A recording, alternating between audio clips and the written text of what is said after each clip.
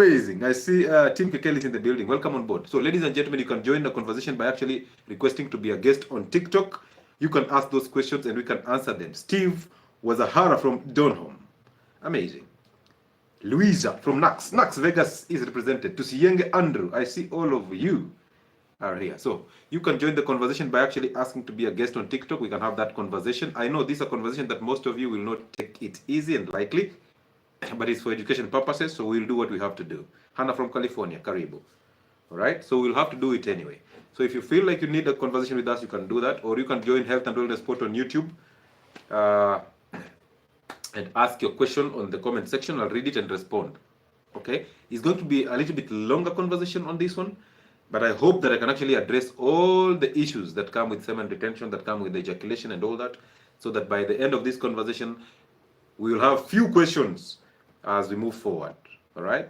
So yeah, thank you so much for joining in. It's a pleasure having you here. Remember, those of you who would like to join our weight loss programs, this July is going to host a 3-month weight loss program that starts on the 15th.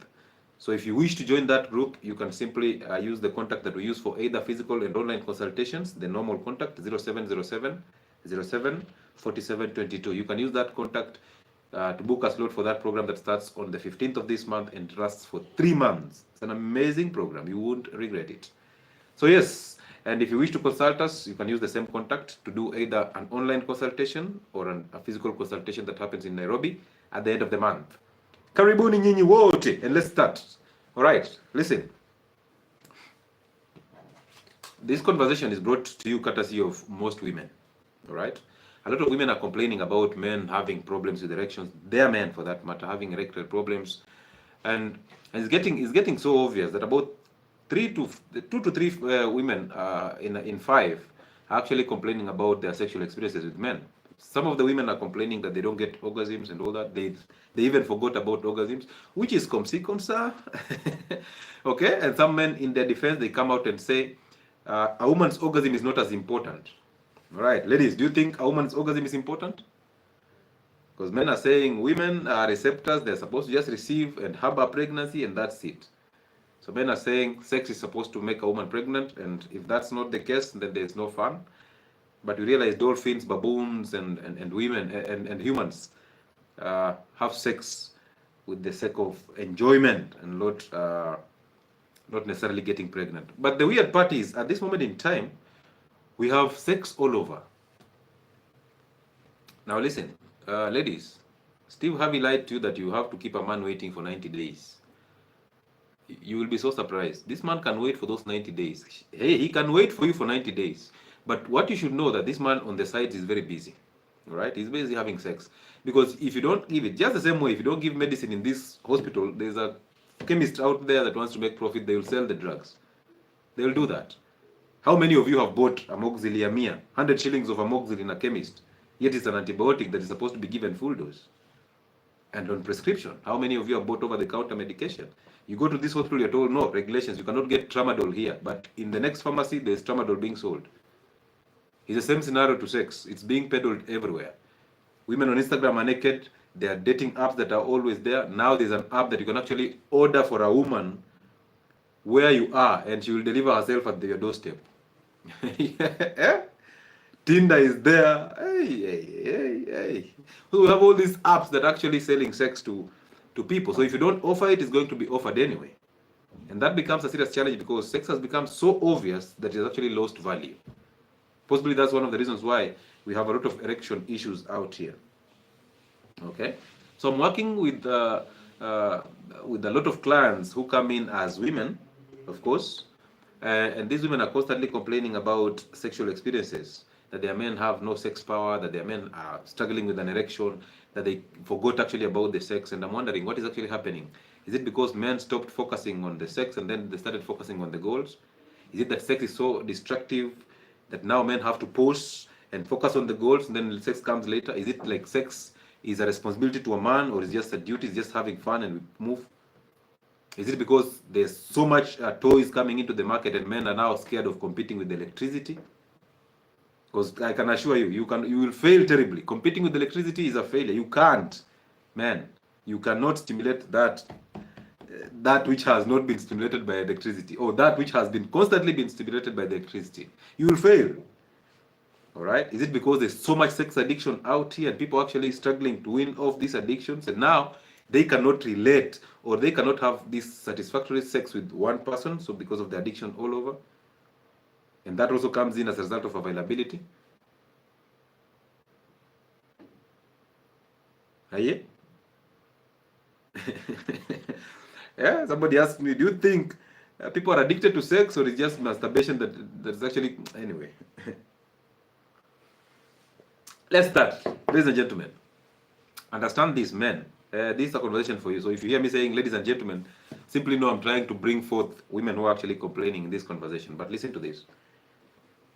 That semen retention can occur in two ways. One of the ways is either you abstain completely, and when you abstain, it means no ejaculation. So therefore, even masturbation should not be happening.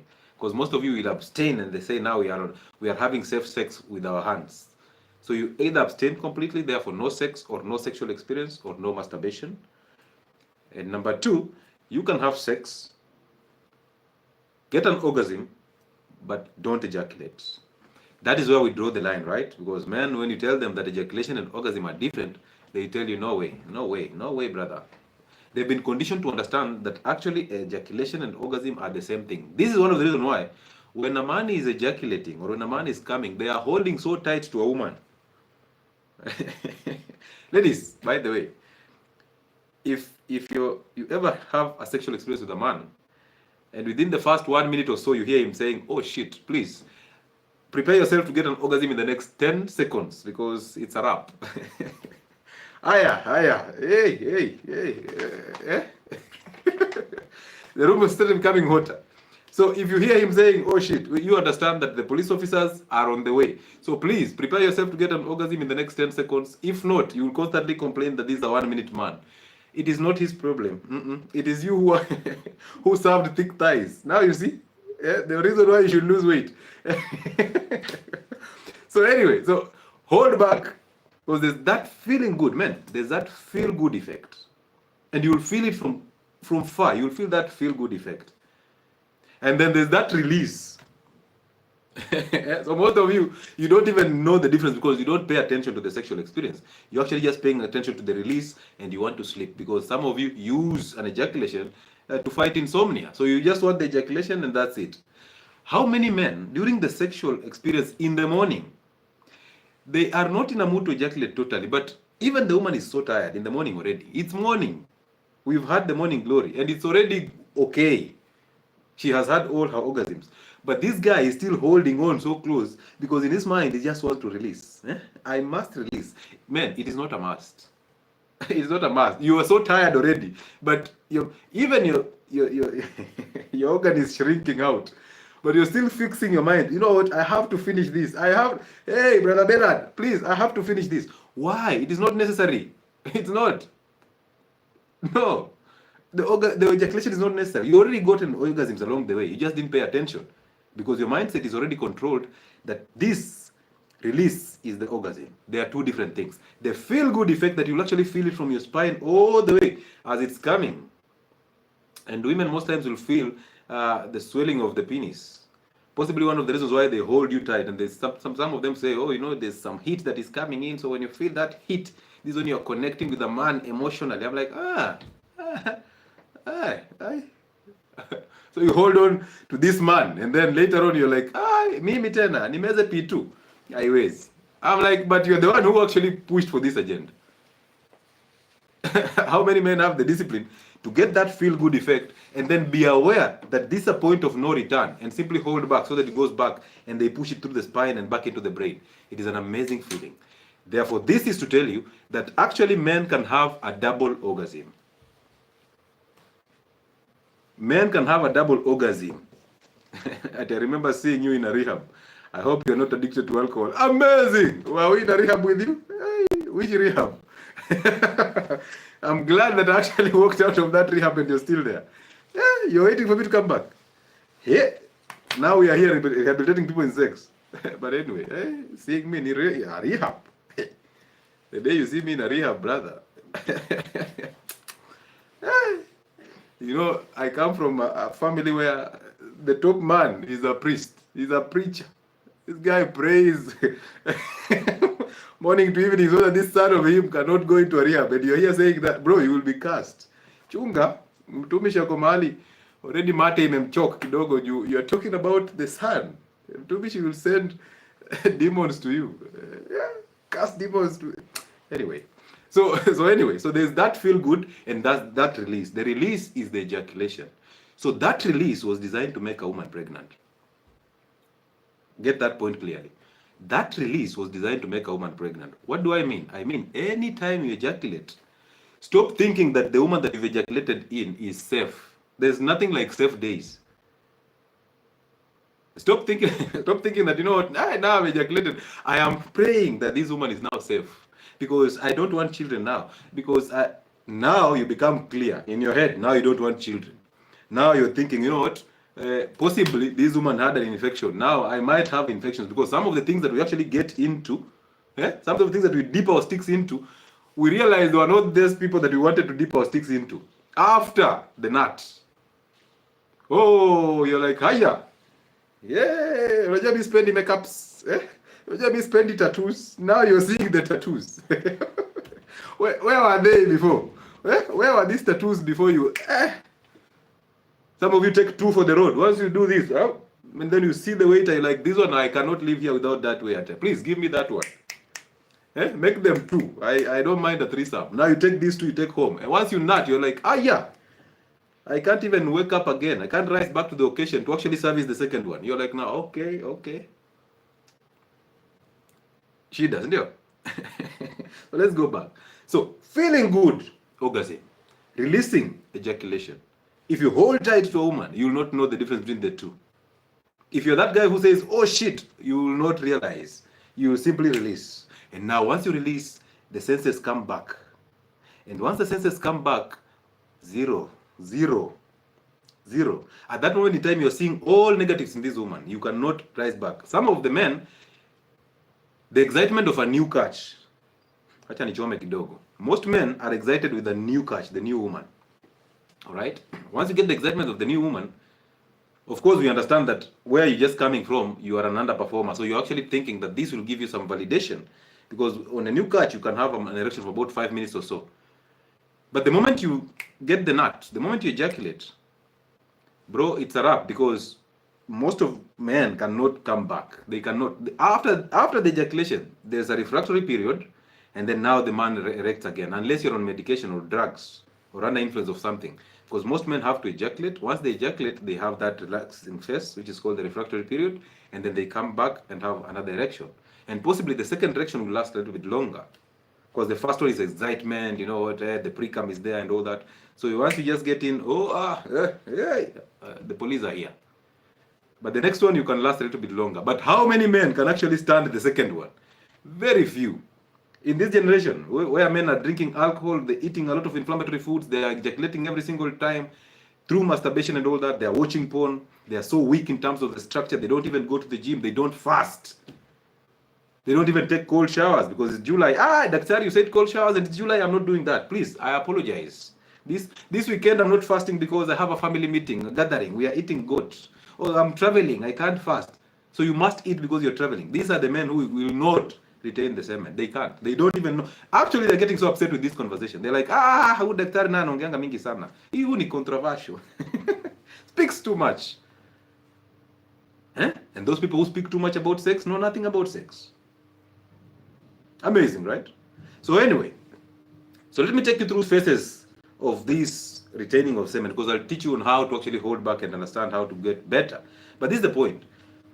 In an ejaculation phase, once you have sex was designed to make a woman pregnant. That one should sink into your head, right? The sexual experience that is to the final plus an ejaculation, it was designed to make a woman pregnant. So inside a man, we are built to actually spread the seed.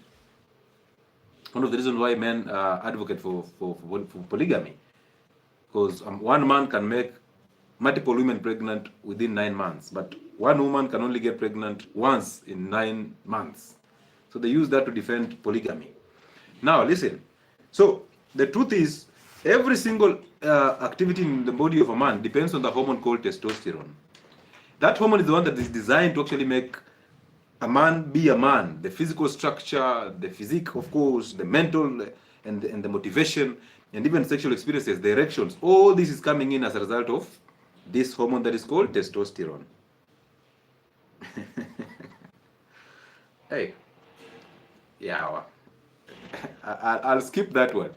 So anyway, so all the processes in a man's body were designed for this process. They were designed to spread the seed and to actually conquer. So any other thing, studies, career, all these things are just things that were brought in from the West. But if you follow your DNA deeply, you realize that a lot of things in your body as a man, they are designed to actually make sure you have a good seed and a quality seed, both in quantity and in quality. All right. So when I see a man complaining about poor quality sperm or inability to make a woman pregnant, I'm just thinking, where did we go wrong? All right. So listen. So all these activities are aimed at creating and protecting the seed, aka the sperm plus the semen. Semen is actually the fluid that actually protects the sperm and clears the way for the sperm to actually find an easy way through. So all activities are designed to actually make sure that you have a top quality sperm so that you can spread your genes and spread your generation and also continue with God's will through you, creation. All right. So all activities are headed there. But now look at it this way. We are so distracted by a lot of activities that now sex has become only fun. Because nowadays people give birth to only one child and all that because of resources and everything. But the moment you ejaculate, so let's say you ejaculated today, whether you masturbated or whether you had a woman today, so you ejaculated this night, the first 5 days are a very serious season or session of your recovery. Because I want to take you from there so that you can actually get to know why we are talking about semen retention, okay? So the first 5 days are very important. Let's call them the mission days. Anyway, let's call the first day the ejaculation day. So you're ejaculating today. Basically, you're spilling the seeds on the wall, you're spilling the seeds on the carpet, you're spilling the seeds in your bed sheets or your towel, or you're spilling the seeds in a woman you don't want or you don't intend to make pregnant. You spill the seeds. Guess what happens? There's a signal in your brain that tells the entire body that, you know what, we have achieved our mission. So the brain starts to assume that actually now you've done your job, you've made someone pregnant. So therefore, it's time for you to relax. This is the problem. Because when the brain sends a signal that you've done your job and it's now time to relax, you start experiencing a lot of issues. One of the issues is brain fog. A lot of men, after an ejaculation, they will tell you, they feel a lot of brain fogging. Actually, the following day, because it has to take you 5 days to win off these problems so that you retain normalcy. So the brain tells you that, you know, you have accomplished the mission for for baby making. So now allow a woman to actually go through what she has to go through, and you just be safe, just relax. So now it's a relaxation mode. Therefore, there's no vitality. You're not you're not vibrant anymore. It goes down. So much energy is now being channeled into making new seeds. Remember, the process of making new sperms will take you about 68 to 72 days. Hey, hello. Yeah, so those are how long? Hey, when I tell you, if you're struggling to make a woman pregnant, go on a sex fast for about 90 days. You start thinking, oh, why is he telling us this way? I mean, my woman will start complaining. My woman will cheat. If she cheats, it's because you are actually just a failure. You are weak. She did not cheat because you don't have sex with her. No. She cheated because you cannot provide. You are hoping that she can actually provide. So imagine 68 to 72 days to actually make new seeds. That's almost how many months? 2-3 months, right? Oh, so why are you wasting that seed in those bed sheets? That's a seed that should be protected by all means. Just imagine this, that the moment you ejaculate, now the whole body focuses energy on your balls to just start fixing the problem. You've already created a deficit. So now immune cells are being fed into your testicles. Therefore, nutrients, proteins being fed into the testicles. A lot of cholesterol being fed there to make more testosterone and to boost your production of the sperm. So every single thing is being fed there to just make sure that you now have new seeds and in store to actually make another woman pregnant or try again the next mission. So all this energy, after an ejaculation, now the body has a time to relax. It says, oh, you know what, we've done our part, now it's time for us to relax. So imagine somebody who masturbates every time, because there are people who masturbate 10 times in a day. When will you ever fix the problem? When? It's going to become tough for you because you're constantly ejaculating. Before the body even gets to normalcy, which takes about 5 days to actually try and maintain the normalcy, you're again problematic. You're again ejaculating. Now you're wearing off your prostate. So you're busy wanking every night. And some men will have sex with the woman and still head to the bathroom to actually masturbate, because masturbation takes you off the connection with the woman. It takes you off the real connections. All right? So it sends you into a very different world. You cannot even have satisfactory sex with this woman. So you'll simply go back to the bathroom and then wank so that you feel comfortable. And some of you have to ejaculate, or some of you have to masturbate so that you can actually get sleep. You use ejaculation to fight insomnia. Crazy. So your vitality is going down. Your immune system is actually going down because a lot of it is being channeled into the testicles to make new seeds. And this is what we call the recovery period. There is no drive at all. And then at that moment in time, you are seeing this woman as a sex object. But now, you're seeing all the negatives in this woman. That's the time you see your woman has actually grown big. She has actually put up weight. That's when you see all these skin tags on your woman. That's when you realize, this one, she just scratched my back with these nails. So, okay, kumbe she has these stickles. They're not even nails. Now you want her out. And I told you on a video here, a small video here on TikTok, actually on all platforms, I told you that most men, after an ejaculation, they don't want you there. This is the right term, ejaculation as a sedative. Yes, a lot of people use ejaculation as a sedative. A lot of women are also doing the same. After they come, they sleep. So they simply pass out because the body is shutting down. And they think these are sedative. And that's how you end up getting the addictions. That's how you end up getting the addictions to this masturbation. And now you see, just like beer, you take one beer today, tomorrow you have to take 2. The following day you have to take 3. So you gain tolerance. What does that tell you? It means if you masturbate today, tomorrow there's another episode. You have to do twice. The following day you see a woman on Instagram naked, you have to do thrice. There was a video that was trending online. This athlete who was running and his organs were just swinging left, right, and center, and women were all over that comment section just lasting on this man. Do you know how many women use that man to masturbate? A lot of them. So masturbation rips you off the connections with a woman or with a man totally. And right now, we can't even talk about this because a lot of women and a lot of men are masturbating. It's sad. It is sad. So imagine how much it's taking out of you as a man. Vitality is now gone. Now, you will be looking at a woman, and the only thing you're seeing in this woman is an ejaculation. This is one of the reasons why you will see a very good-looking woman. Good-looking. Of course, good-looking is relative, but let me just use that word, good-looking. Maybe curvaceous and all that. And you see that, and the first thing that men, when that woman passes across men sitting, what do they say? In their head, they're thinking, this one, if I just get, is just nut into her, I'm good. Nobody's thinking of having a conversation and just understand how this woman thinks. No, we are thinking, this one, if I take her to bed, case closed. And you're thinking in that direction, and you really want to maintain a sexual relationship with a woman. It's not going to happen. No, it's not. So when you see a woman as a sex object, it basically it means you're using this woman to masturbate. So you simply move from the hand into the vagina. And that's what is happening in marriages. Most men in marriages cannot sleep without sex. They have to have sex and ejaculate every night. Now you're ejaculating every night, and now this is taking you away your vitality, away your confidence. How will you face the world to actually make sure you provide for these women? And this is one of the reasons why, again, men marry. Most men marry because they think in marriage, there's an availability of sex every night. Now, yes, the availability of sex is now here. Then what next? Now you cannot erect. Now you have to look for, there's another problem. Now you have to go and look for Mama Uji power. Now you have to go to the pharmacy and buy a pill. So one problem actually brought more problems to you. Now you have to struggle with low blood pressure because of Viagra. Now you have to go to Mama Pima every time and spend more money, start putting up a pot belly because of that Uji. And now because Mama Pima or Mama Uji power knows that, you know what, this was for your psychology. You came here, we gave you this plus some mukombero for the Luya nation, you've chewed it, and at least you had 5 minutes of an erection. Now your psychology is thinking, oh, you know what, that Uji is that's the bomb. That's the new thing. You run to take Uji every evening. Uji power. Now Mama Uji is thinking, I might lose customers here once they wake up from these conditionings that I've just done them, a short-lived conditioning. So what happens? She now puts in Viagra. And now you're on drugs for hypertension. You didn't know Viagra will actually lower your blood pressure. Now you're there, you're trying to prove a point. Turning and twisting this woman all over, trying to rip off her, her hip. Now that you can afford a hip x-ray for her. the following day. Now you're trying to exercise all these things that you've actually seen in a porn movie. And blood pressure is going down. Now we have to take you for emergency. And of course, you will not understand that 𝗕𝗘𝗧𝗘𝗡 brought a problem.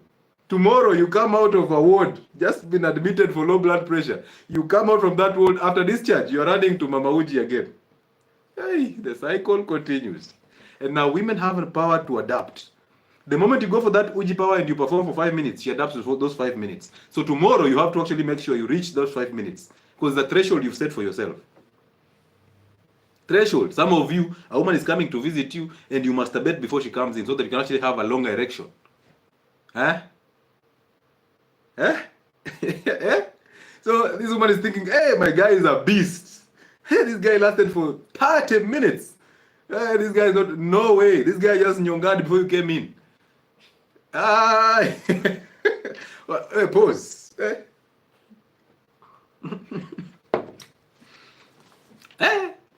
If you walked in, this guy is working in a tower. They're like, yeah. I chose the wrong one for the 13th time again.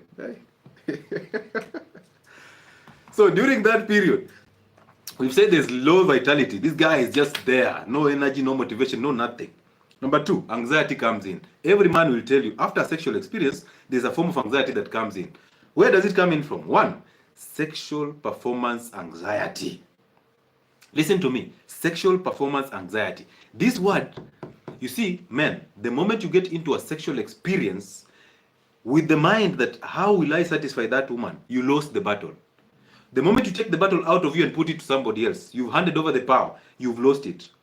This will bring you anxiety because you'll constantly be trying to do things that you've seen in porn movies to actually make sure she's satisfied. This is the time you start rubbing her clitoris all the time. This is the time you go down and lick her perineum. This is the time you start fingering her like as though there's something that should come out so you get excited and clap. Oh, you know what? Hey, Waziri amelaunch maji. Yeah? Our Minister of Water has just launched a new tap. Hey, my friend, relax. The anxiety that is going to come in because of that will kill you.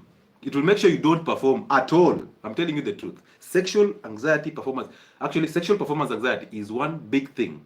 And this just for a reason that a man gets into a sexual experience handing over his power to the woman. So the woman has to take control. Please realize this, that in every sexual experience, all of you are coming here with a very selfish interest. You're coming here to ejaculate, she's coming here to get her orgasms. And trust me, the moment you think you can give a woman orgasms, you went wrong, because women allow men to give them orgasms. You cannot give an orgasm to a woman. A woman will allow you to give her an orgasm. She will show you how to give her an orgasm. She will make it easier for you. Just the same way, if you're trying to woo a woman, she makes it easier for you to be. She becomes very available. She's all over in your space. But the moment she's done with you, or before even you trying to woo her, if she's not interested in you, bro, she's going to make it so hard for you. It is the same thing here. So women allow men to give them orgasms. So stop telling us, oh, you know me, I pound the arm to satisfaction. No, you don't. She pounds you for her own satisfaction. Stop thinking that you're so, I go to the gym and I lift the, I have this. Women allow you to give them orgasms. They make it easier for you. So drop the ego. Because once you start telling us that, we are thinking, you are struggling. Okay? You are struggling. So anxiety comes in. So that anxiety will make you not to even perform. And now you'll be so worried. Did I satisfy her? Now you start asking these useless questions. But we know, men, after an ejaculation, you don't want this woman there. Most men, not all, most men. Of course, the married will come here and ask me, Doctor, how about us who are married? So you want to tell me my husband does not want me there? You know, my husband kisses my forehead after the sex. You know, hey, listen, this guy is trying to earn a next episode. This guy has understood that sex in a marriage has to be a responsibility. So he has to do all these things to actually make sure that he protects you. And if any case, most men are so afraid of their women. They don't know how to correct them. They don't know how to tell them the truth. So they will rather provide a lie so that they protect themselves. Oh, and you ask how it was. Women ask men, how was the sex? Listen, this man does not even, he doesn't even care. He doesn't even know how the sex was. He was struggling to get the ejaculation. You know, most men, they are pounding one woman, but in their head, they have another woman. Hello? Tuseme. most of these men, after having one woman for a long period of time, it becomes very boring. So this guy is pounding you here, and the ejaculation is not even yours. The ejaculation is from another woman. Possibly an office secretary, or possibly another woman who is talking to him in the inbox. A woman on Instagram. This guy, man, I hope you can come out and tell the truth. This guy in his head has another woman. So this ejaculation is not even yours. Ladies, also pia nyinyi shukisheni ego. This man, you are Caro. You're just lucky that he's not loud. If he was loud in his thoughts and it comes out, he will call you Maggie. Maggie. He tells you, no, Maggie is my favorite chocolate. Maggie. Since when did you start eating chocolate? A whole man with chocolates and be Maggie. Yeah. So listen.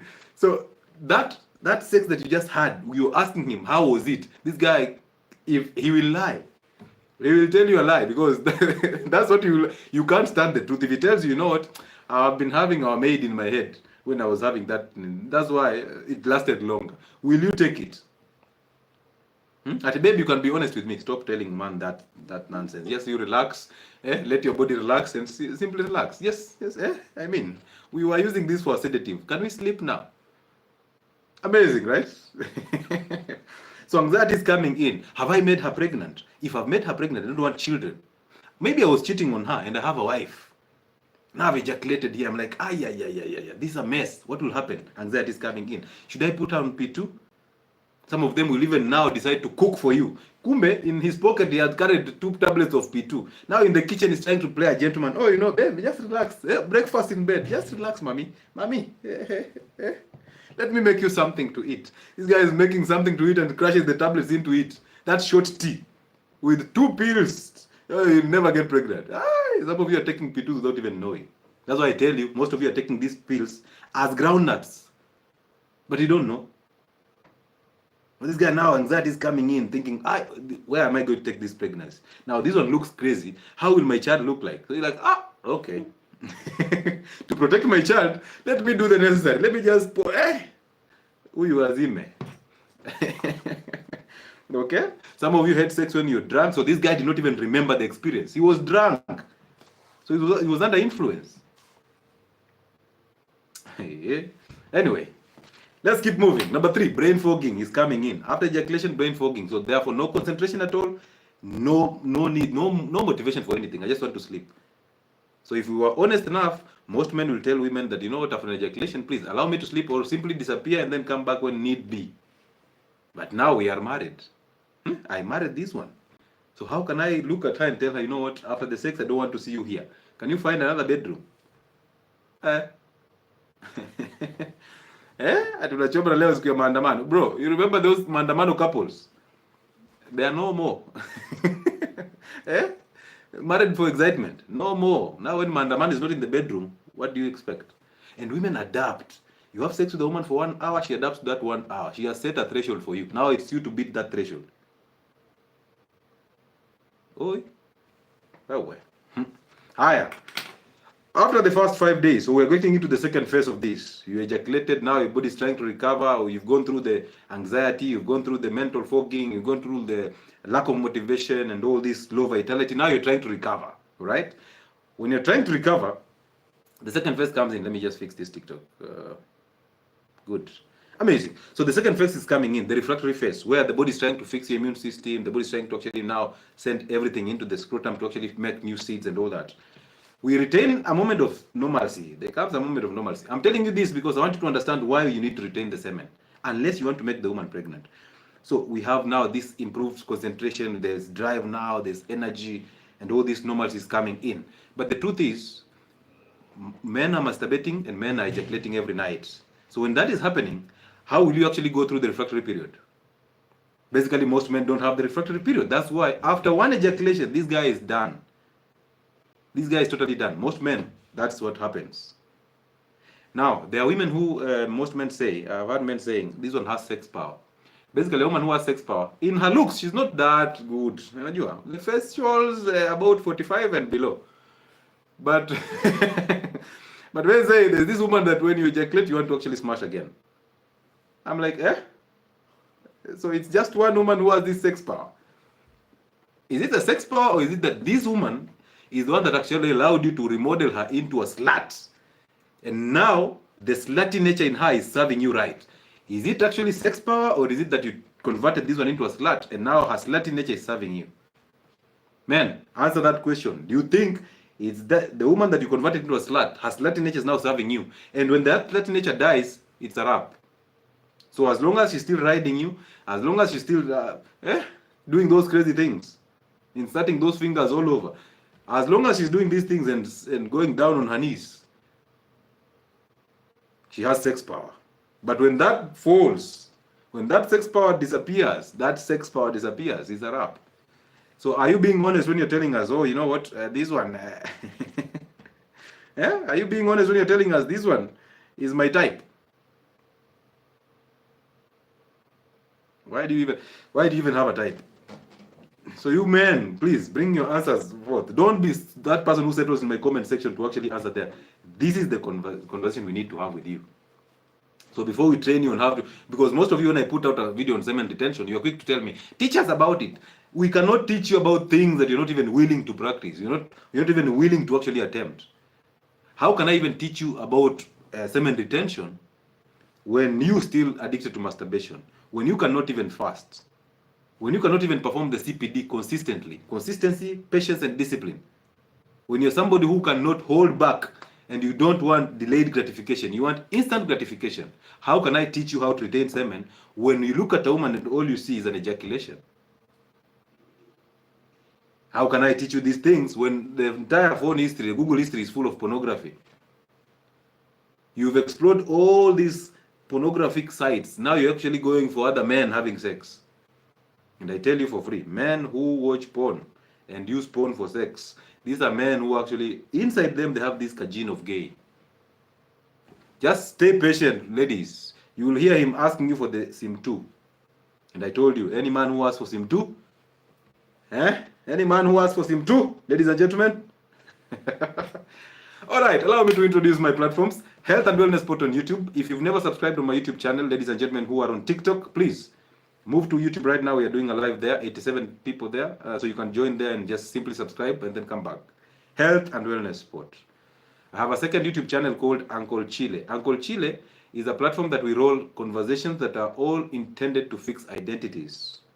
It rolls live on Friday. That's a place where you don't want to miss. On Friday at 8:30 until late night, we are talking about identities. Oh, it's an amazing platform. Go there and check the two channels and just subscribe and watch the content and enjoy it. So free. All right. On TikTok, I have two platforms. I have this Health and Wellness Spot, and I have Dr. Lewis from Chile. Those two platforms. I have a platform on Telegram that has super content. Go there and join those people. They know what they're doing. About 7,000 or 8,000 people there. Go join that platform. Telegram, Health and Wellness Spot. Very important. All right. If you're on YouTube, you would like to subscribe as a member, please join those memberships. There's a fee to pay at the end of the month. I think it's about 549 shillings or so. So you can watch exclusive content. There are videos that actually they are posted there, and they are only for members, and they are very deep and detailed. So only members will actually be able to access that. So if you can subscribe to that membership, well done.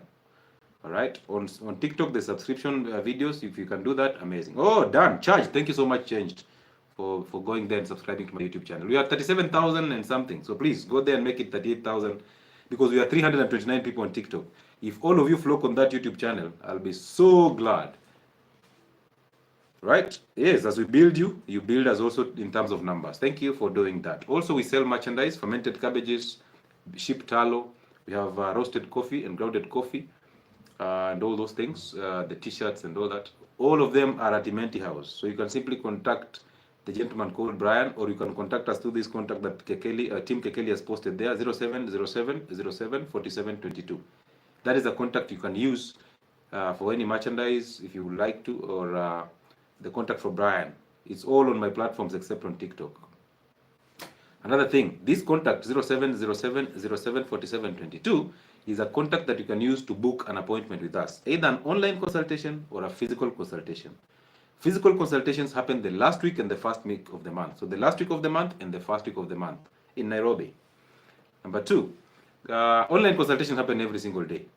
All right, except weekends. So you can book those appointments with us. We can have a good conversation and you change your life for the better, both for identities and both for health purposes. So all these things are coming in handy. Courtesy of Dr. Lewis Muchile and Uncle Chile. Amazing. All right.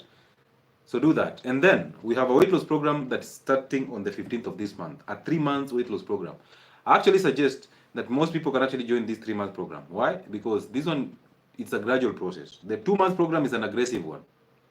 But this 3-month program is a slow one and a gradual one, so you get to be moved according to your pace. All right, it only gets vibrant during the second phase, which comes in the second month.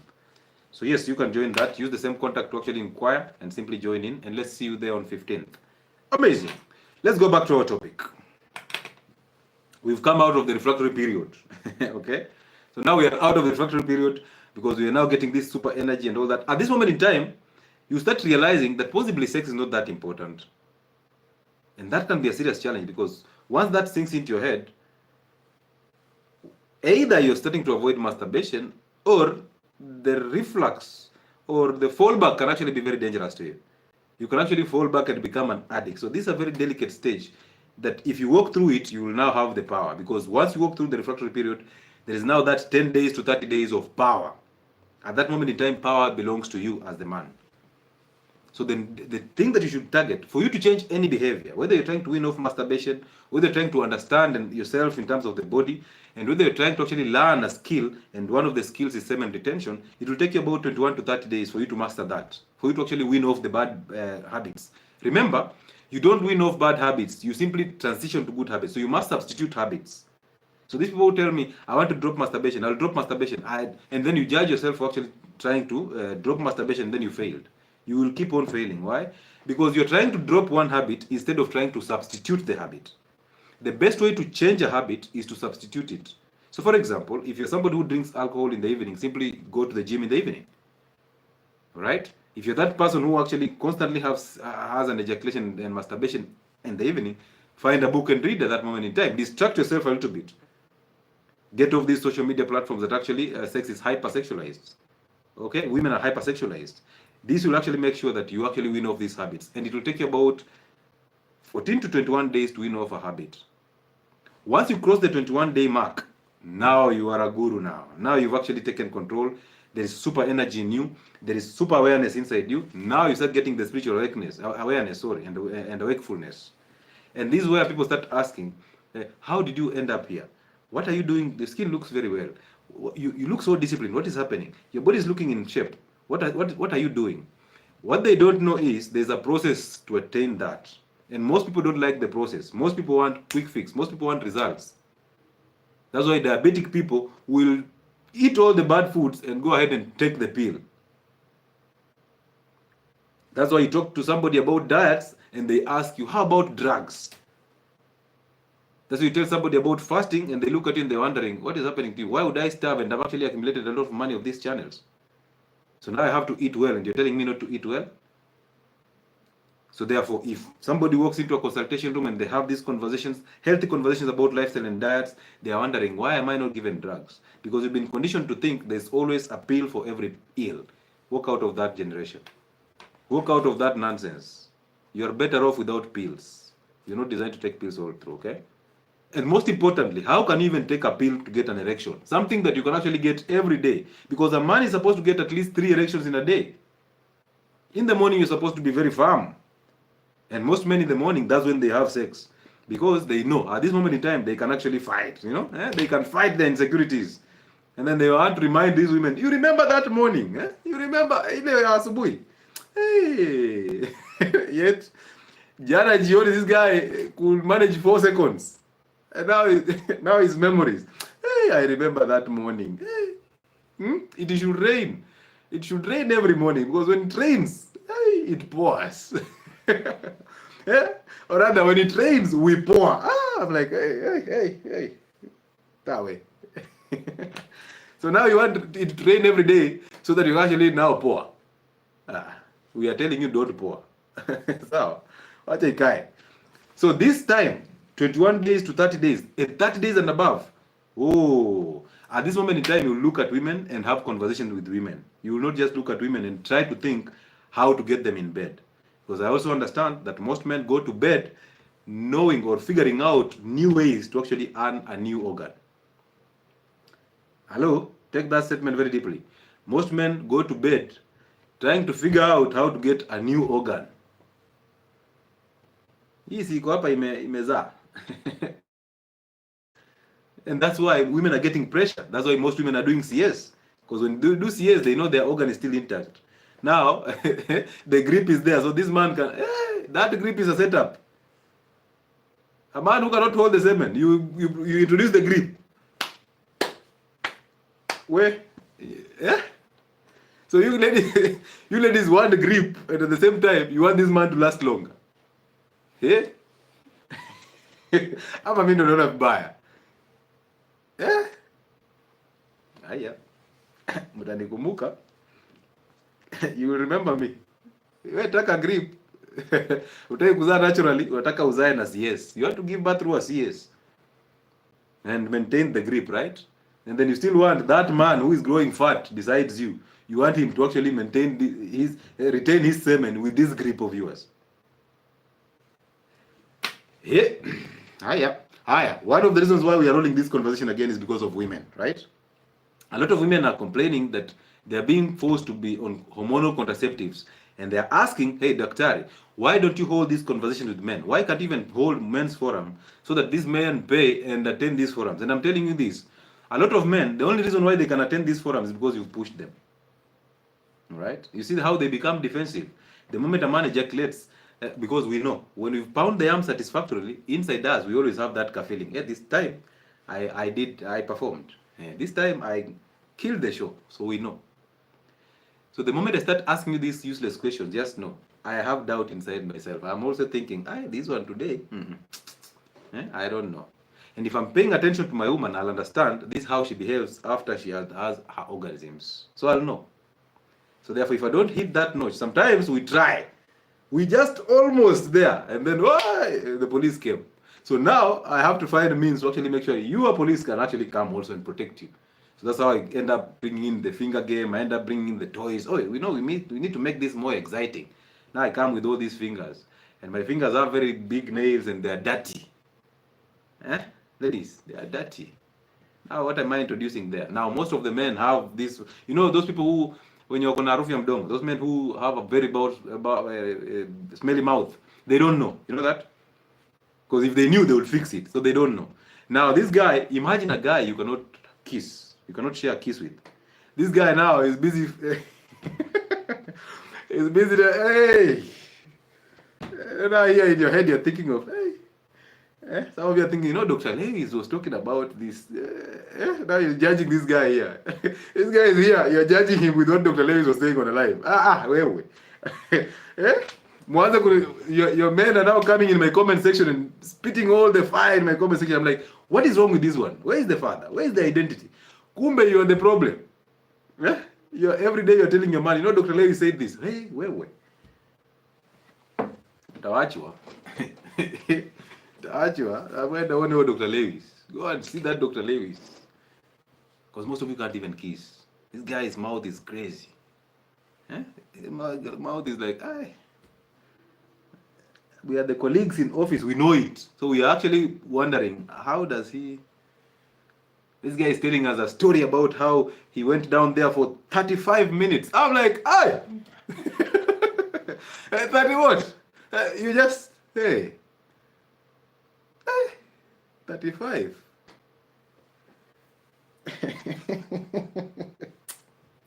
but when now it's time for you to, it's time for you to 3 minutes. It's a wrap.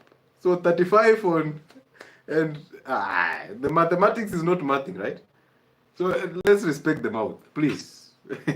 Let's respect the mouth. There is an organ for that role. Allow it to play that role. And only men who have actually suffered issues with erections and who cannot hold a firm erection during a sexual experience are the men who will constantly be there for 35 minutes. Yeah? Now ladies will tell me, oh, it's exciting and all that. Hygiene this and hygiene that. Let me tell you. That gentleman, that organ does not have nose. Some of you, a guy gets to your, is it called the navel? Hey. And the fish pond. I raise my case. I'm not talking about that again.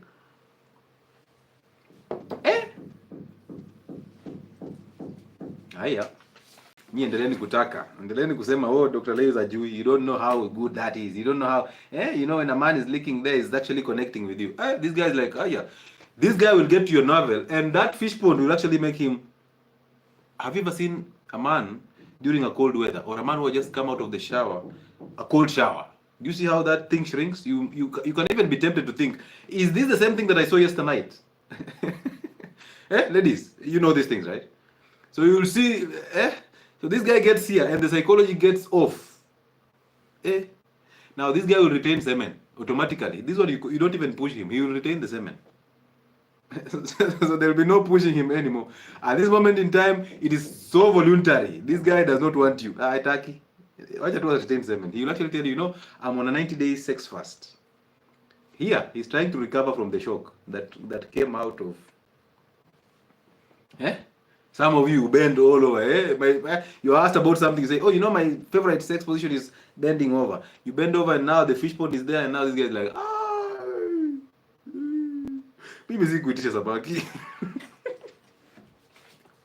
Haya, tuendelee. So after 90 days, there's a lot of ease in him, no anxiety, no depression, no all that. So therefore, men who are actually depressed, simply retain your semen. You're depressed in a marriage, hold back the sex. Okay? All right. So, a lot of ease, no anxiety, no tension, no all that. Increase in power, not the sex power now, different types of power, in terms of channeling this energy into something.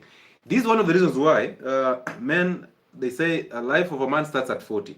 Because at 40, this man has had it all. He has had the sex, he has a family, and now he has to channel his sex power into development and investments. However, a lot of men at 40 are so obese, they are fat, they have these chronic conditions, and these men are suffering. So they can't even have an erection. They even forgot about the erection with their wives. They can get an erection out there because out there they're trying to prove a point. They're trying to seek validation from outside. But here they failed. That's why you'll hear people saying, hey, this man is a lion. Outside here, this man is a lion. He's conquering things. This man, he's focused on his goals. No.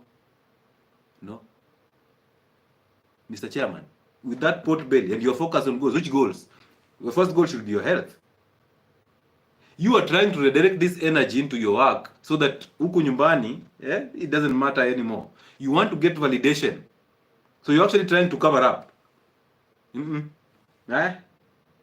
So let's not confuse. It's called sexual energy transmutation. Let's not confuse that with these obese men at 40. And then I start becoming angry. Oh, you know what? I can't have the same energy as a teenager. You can, because testosterone levels can actually be boosted. Fasting boosts testosterone. Eating fatty meat boosts testosterone. Going to the gym and lifting. So how can you be 40 with a pot belly and you're in the gym, you're skipping, hey, and then you're dancing on a bike with women as they sing these feminine songs, you're there dancing, and you're thinking this fat, you're sweating fat. That is not fat. Sweat is not fat. Ati nimechoma mafuta. Hujachoma, umechoma mafuta gani? Where, and the pot belly is still here. 6 months down the line, you're still riding that bike. And now when it's real time to ride, that's where you draw the line. Now you want to be ridden. Where's that umekuwa bike? You're now the bicycle. When it comes to real deal, that way. So stop skipping ropes and jumping in the gym like, no, get out of there. Go lift weights. And if any case, if you're obese, lose that weight to an appreciable amount before you start actually lifting weights. You're going to hurt yourself for no good reason. So let the gym be. Go fix the kitchen, start fasting, start eating clean, go on a sex fast, do cold showers. Be disciplined. At least maintain the discipline for about 30 days. You think it's easy? You think we wake up early to just lift these weights because we want to? No, it's because we have to.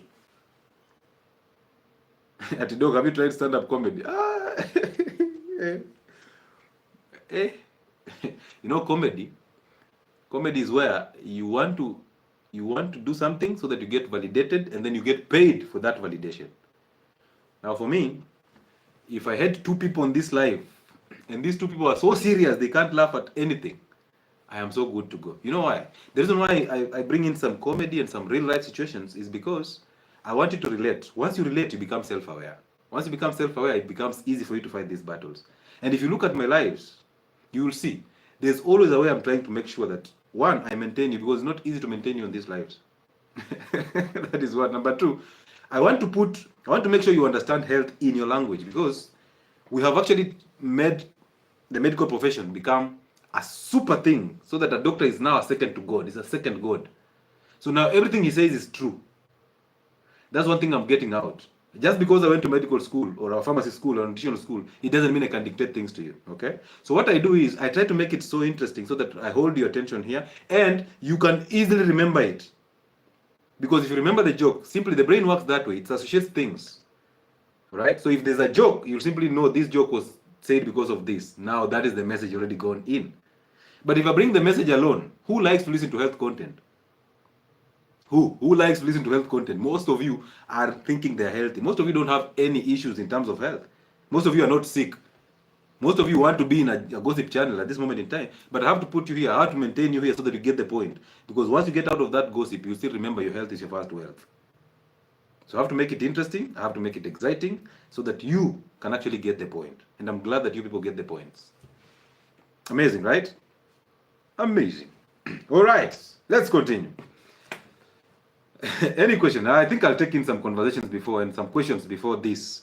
So if you're willing to bring in a conversation before we continue, please be willing to come in, because the next thing I'm going to talk about ways that men compensate for lack of erections. Or for lack of a performance. So I'm going to bring that conversation here so that you know. If your man is doing these things, you simply know. He's struggling. This guy is struggling. Yeah, if a man tells you, we na unapenda sex sana, just know, my friend, he's a rap. This guy, gone. If your man tells you, nowadays you're addicted to sex, just know, hey, this one is a rap. Bodybuilding na testosterone, please. I never advocate for bodybuilding. I don't even, health, for me, health is a different story. Bodybuilding is a sport, and that is a sport for them. I don't care. For me, I advocate for things that I understand about health, and then I tell you exactly what you need to do to become healthy. And what I know is, it is very hard for you to actually get into that sport of bodybuilding if at all you're trying to become healthier. For me, I'm not saying bodybuilding is not healthy. I'm saying things that they use there. Most people use these juices and all that to just build that body that they want for the sake of competition. We are not competing. We are here to make sure we maintain a good physique for a long period of time. All right? We are here for longevity. We are not here for competition. That's why we don't ego lift. You go to the gym and you lift an empty bar and walk out and you're so proud. Why? Because you've actually achieved one thing in terms of discipline, consistency, and patience. So let the bodybuilders do what they have to do. You don't need to supplement testosterone unless it's so low, unless otherwise, like things are failing totally, so you can get a testosterone shot. But if you're vibrant, you can actually fix your testosterone through the kitchen. Can you imagine eating just fatty meats, eating eggs in plenty, all animal proteins, changing the inflammatory food, dropping them actually, eating 1 meal a day or 2 meals a day at maximum, fasting, 48-hour fast, 72-hour fasts, 1 meal a day, those are fasts, taking cold showers, waking up and do something. Do you know the feeling that comes with waking up early in front of other people? Do you know how normally I feel when I wake up at 5 and then train, and by the time people are waking up at 6, I'm already taking a shower? You don't know that feeling, do you? If you get to that feeling, you'll understand. Do you know how it feels when you stand into a mirror and you see all those toned muscles? Do you know? Do you know how when that moment when you put on a suit, man, when you put on a suit and your shoulders are fitting in that suit and you're just like, these are, eh? Do you know that feeling? When you look at your shoulder and the shoulder is just bulging and you look at your hands, all these veins are there. Do you know that feeling? You wouldn't know when you're obese. That's why it makes it's easier for you to comment. All right? That's why it's easier for you to comment negatively on any video that actually says that, you know what, you're doing the wrong things. Oh, ask men who are fit. They don't want validation. They know already from inside they are so adequate. The only thing that remains is to fix their identities. And when they join our shows on Friday, amazing! Uncle Chile slaps them hard and they become real men. Please, can you come again on women getting pregnant on any day of their... this is a conversation for the men, but the truth is, men, don't ever buy the idea that... don't ever buy the idea that a woman is safe. It has failed multiple times. And one of the reasons why we're rolling this conversation tonight is because men have to put women on hormonal contraceptives because they want to ejaculate every night. So the more you ejaculate, the more you make it easier for her to get pregnant. So for you to protect yourself from all this nonsense, because the truth is, one, your woman is your responsibility, 100%. Unless you're sharing bills, that means you must join our Friday shows. Fix that identity. Sam, thank you. So one, a man carries the seed. Therefore, a man is responsible for making a woman pregnant. The only choice that a woman has are two choices. One, she chooses who to have sex with, so she gives access to sex. And number two, she chooses who to have children with. So she gives access to sex and who to give children to. That's why women should never blame men for children or for sex. Oh, you used me. No, you gave access. So you knew what you were doing when you're giving that access. So women give access to sex and who to give children to. All right? So therefore, you can't blame people for that. You have to take responsibility.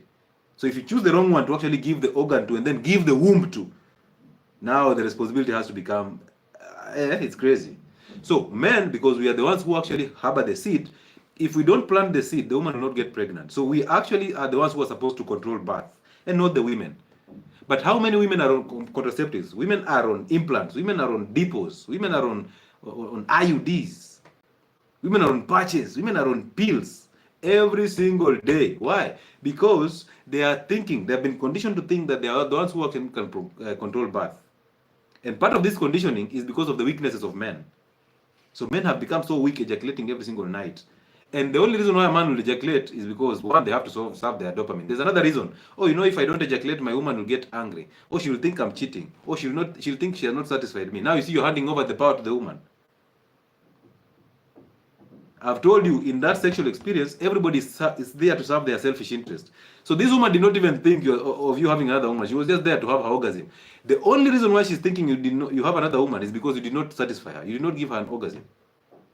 But again, you look deeper into it, you realize that the same woman is the one who is supposed to give you the chance to give her an orgasm. So she denied you a chance to give her an orgasm and then blames you. That tells you the sexual experience is not about ni wewe tu. The experience is about you. So go there, get your experience and move. Go there, pound the arm and move. It's that simple. If she adores you, she likes you, she'll make it easier for you to give her an orgasm.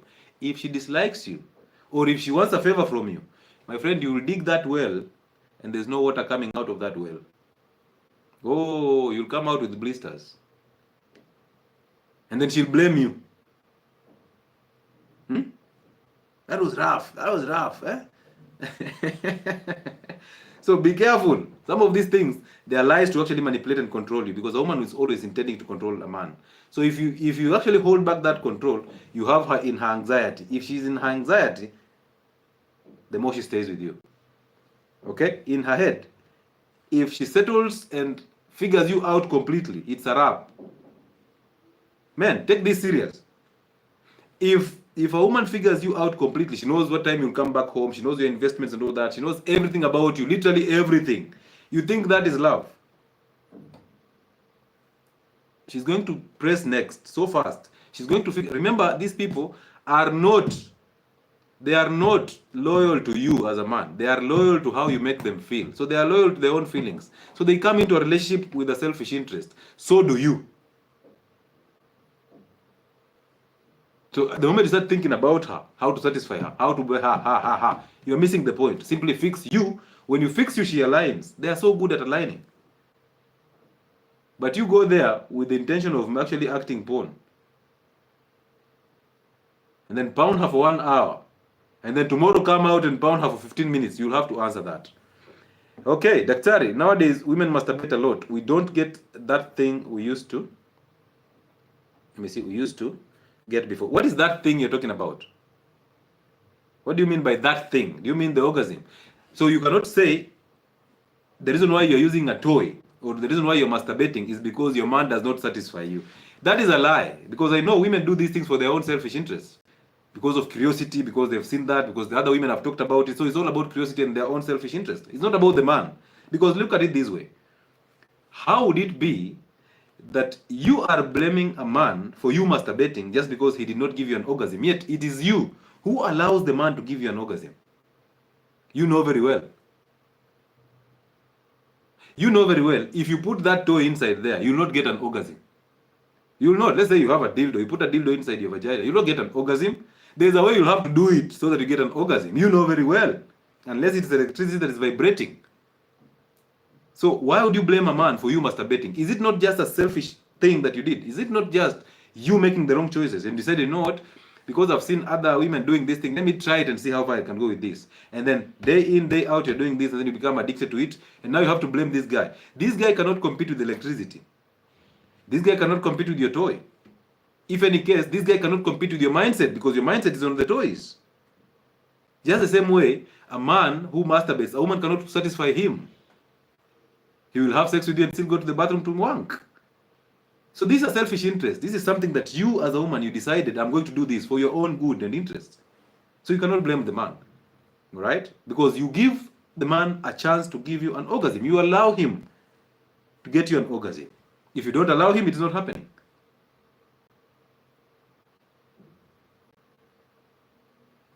Aye, tuko pamoja? Cold showers where I am is very cold. Should I still do cold showers? Listen, Fred Ogola, right now it's cold everywhere. Right now it's cold everywhere. So let me ask you, if uko mahali umetoka hivi alafu kuanza kunyesha, it starts raining, what do you do as a man?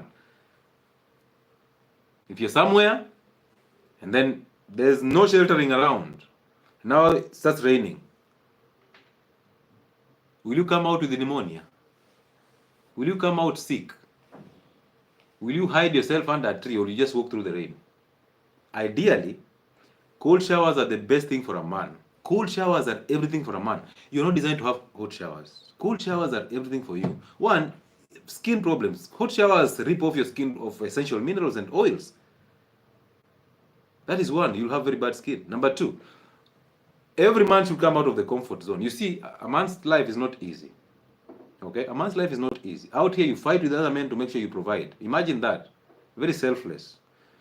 So on this one that you actually have to invest in yourself, why do you create excuses? Did you realize that a cold shower, it's only cold on the first drops? When you take that shower for the first time, that's when you feel the cold. After that, the body simply adapts. And now you boost your testosterone, because every time you beat a challenge, your testosterone levels goes up. Your heart rate goes up. Your growth hormone goes up. So for you to capitalize on these, so that you burn fat, so that you grow the muscle, so that you have this testosterone that is going up, therefore firm erections, why don't you do a cold shower?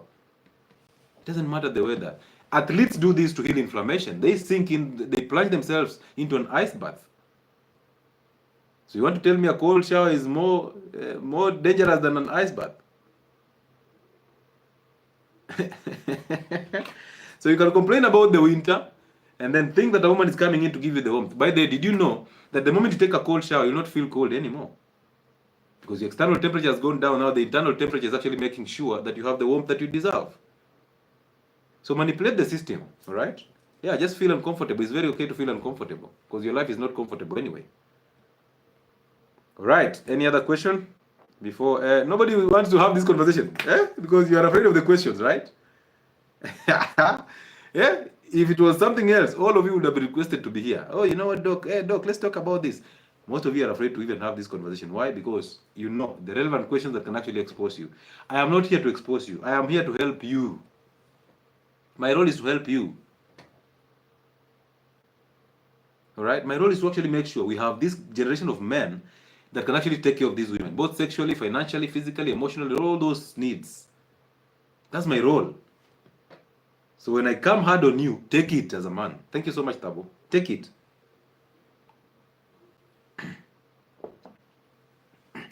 Cold showers and sexual transmutation has helped me a lot. Yes.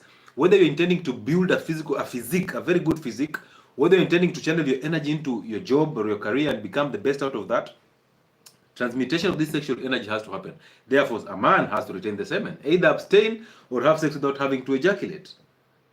Simply get the orgasms and push it back into the spine. Let it go back to the brain. You feel good. After feeling good, confidence comes in. When confidence comes in, you ooze that confidence. All right? And that brings you the rule of attraction. You simply attract what you want towards you. But when you're weak, no confidence, self-sabotage, every time you go, everywhere you go, you're just complaining. What is happening is, the more you complain, the more you attract people who complain just like you. You attract who you are. All right? Yes. Amazing. Talk about minoxidil for beard growth. I wonder if it's good for health in individuals. Minoxidil is actually a vasodilator, so it dilates blood vessels to actually increase blood flow. But for hair loss, you use minoxidil. You know, it is not selective. You apply it on your bald head, and now you grow hair all over, even your facials. So why would you do that? Don't use anything. Don't use anything. If you have a bald head, accept that, one, genes are playing a role here. Number two, testosterone levels are going down because you're breaking down testosterone and you're raising up the hormone that is called DHT. I've talked about baldness before. So instead of focusing on the bald head, because you see, you're focusing on the bald head because you've been told by women, you know what, this bald head, hey, kipara imekuja mapema. Now you start focusing on the kipara, which basically means you're seeking validation all the time. So you want to just grow hair so that they tell you, hey, na nywele imerudi, hey, you have now hair now. Hey, you look good. Hey, I knew this kipara was making you look older. You're actually inadequate. So this is not about your bald head. This is about what people are telling you. The energy that's coming from people is actually affecting you because you allowed it. And that's why you should join the Friday show, because that one helps you fix your identity. Once you have an identity, people will align to you, because you cannot be offended by just a simple comment. Imagine if I was to be offended by comments on my Facebook and on my TikTok platforms. The comments that come here, there, brother, I need a thick skin. I need a thick skin. And that thick skin can only be found when you overcome false identities from your parents. All right? Cold showers inawezasaidia PTSD patient. First things first, there's nothing like PTSD. It is a word that has been put there and then you identify with that word. So overcome that. It's not about the cold shower. It's about you being inadequate. You don't have an identity. That's why anything that comes your way, you have to identify with it. All right? Anything that a psychologist who has done research just puts out there, you are there. That's why most of you, your children have ADHD. Just because your child climbed on a table and jumped, now this one is ADHD. Now you have to put them on medication. No, don't identify with these thoughts. They're useless thoughts. Okay? Amazing. Yes, okay. So don't use minoxidil for hair growth. If you have a bald head, appreciate it and keep moving. Fix your identity so they become adequate. Don't seek validation using your bald head, because you'll grow that hair and you still have erectile problems. Now you'll have to get a Viagra for that. So this issue, this mentality of a pill for every ill, a pill for everything, there's a solution in pills. Drop it. Allow life to happen the way it has to happen. Okay, Tiga? Allow life to just happen. All right? Yeah. Just allow life and move on. Higher. Let's now start. Now, ways that men compensate for erections, for poor erections for that matter. There are ways that your man will actually compensate for him having poor erections. So today he's complaining about work. Oh, you know what? Hey, I've seen a lot of, thank you so much, Princess. I've seen a lot of patients today and I'm so tired. I can't have sex today. And tomorrow is the same thing. Now, the battle has shifted to the patients. If he's a doctor, do you think patients will ever end? With this generation, patients will always end. It will always be there. So there will be no end to patients. So basically, he's telling you that, you know what, I am tired of you. And now because patients are always here, you are the ones who has to get out.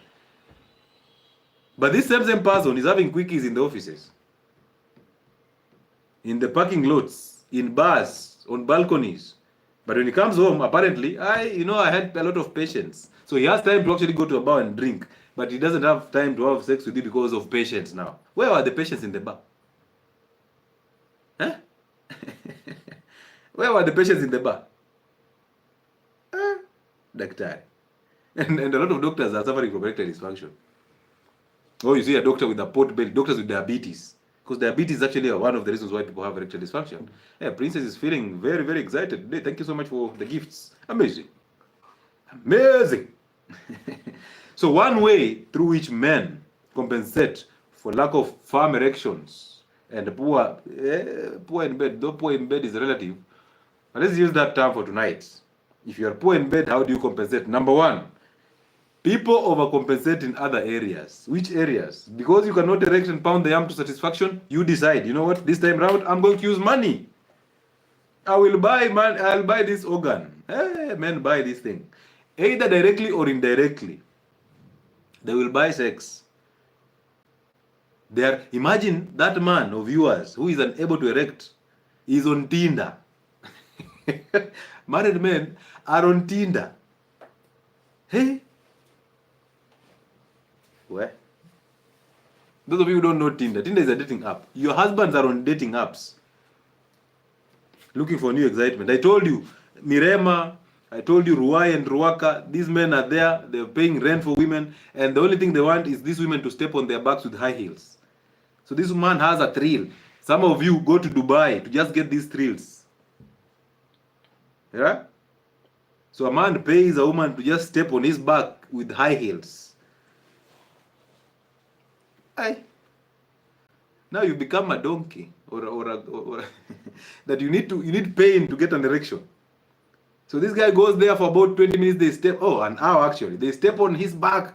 They pierce his back, and now this guy has a painful back. But that painful back, he will rush home. 20 minutes. Hey. Most of them are in government, and they have sirens on their cars. They will use the wrong side of the road to just get home before this pain disappears, because that's the only time they have that erection.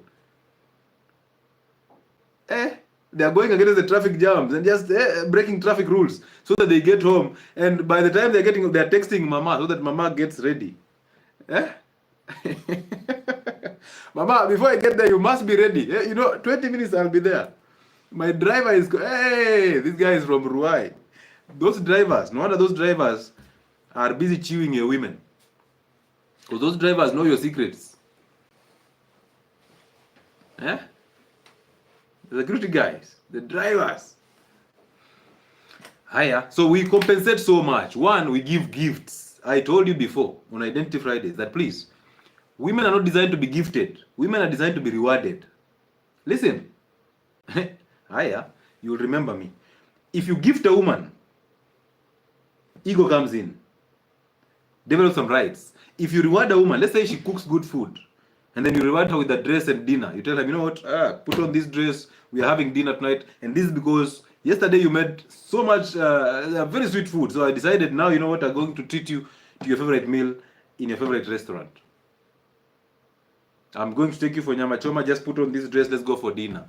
And this is because this week you've been very calm. This week you've actually, my children were neat and there was no chaos. So I've decided, you know what, because of that, I'm rewarding you with this necklace.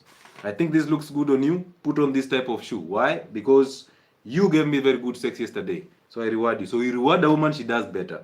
You gift her. Hey.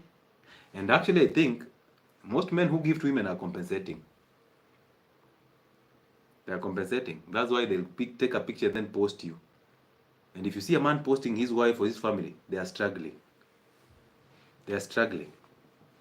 If you just see a man, a grown-ass man, taking a photo of his wife and posting on the internet, at love, they are struggling. Either they are sharing bills, and therefore he has to find a reason to actually impress so that they continue sharing bills, or he's compensating for his lack of sexual ability in bed. But you see now he's exposing his woman to the world. Out here, there are people who are looking for a new catch, and your wife happens to be a new catch. What do you expect? Then you're tagging her account there. Follow my wife. She's on Instagram selling clothes. Follow my wife. We come there to fit clothes, very tight clothes. And that day, there's a guy who is blessed with.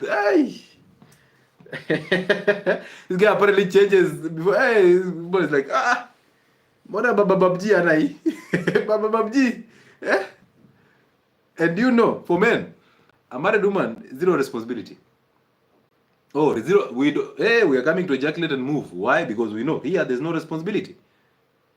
I mean, if she gets pregnant, she sort herself, right? So no responsibility. Just the same way they get attracted to a pregnant woman. It's the same thing with a woman who is married.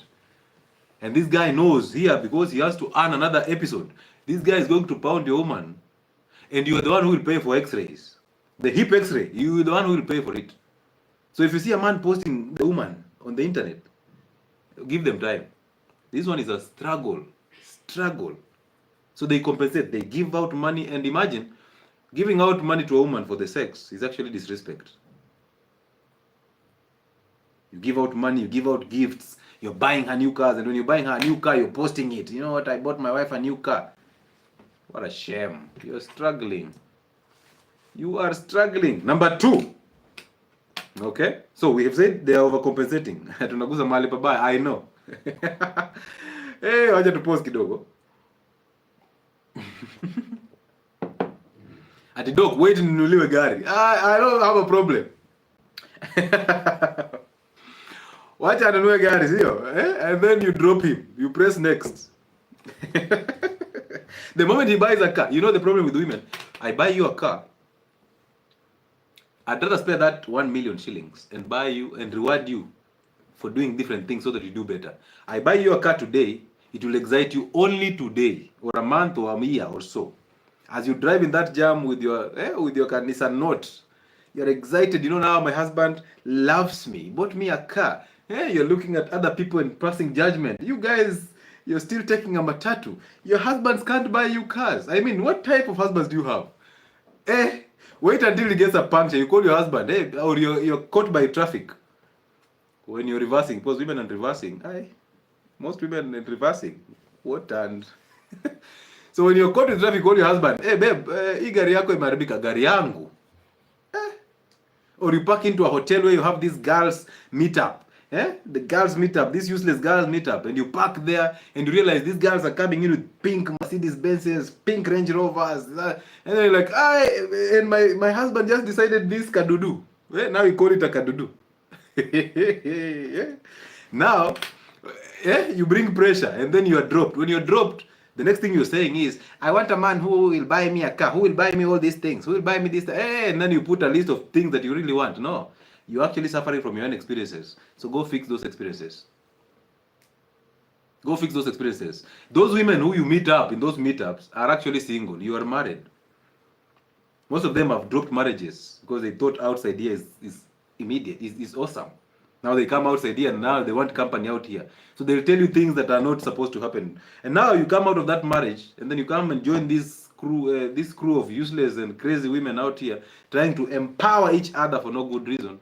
And now you realize, I adopt a good man to just come and join these people who are actually converting to become lesbians. And actually these cars that they have, they're being funded by these organizations. Now these other ones are selling this organ. Some of them, they are being poo-pooed in their mouths so that they can actually fuel a car. A guy comes in with fantasies because you know a rich man, tajiri haambiwi harder. A rich man is not told to pound harder. It's you to actually get your orgasms. A rich man will just move. So you go there and the rich man dictates, you know what, I want to poo-poo in her mouth. I want to poop in her mouth. And I'll give her 50,000. Now you're at her mouth. Oh, okay, sir, please, do it again. So that I get 100,000. You gave me a Range Rover, but I cannot fuel it. You know, it's 100,000 to fuel a Range Rover, and I want to go for a road trip. Please, make it diarrhea. Hey,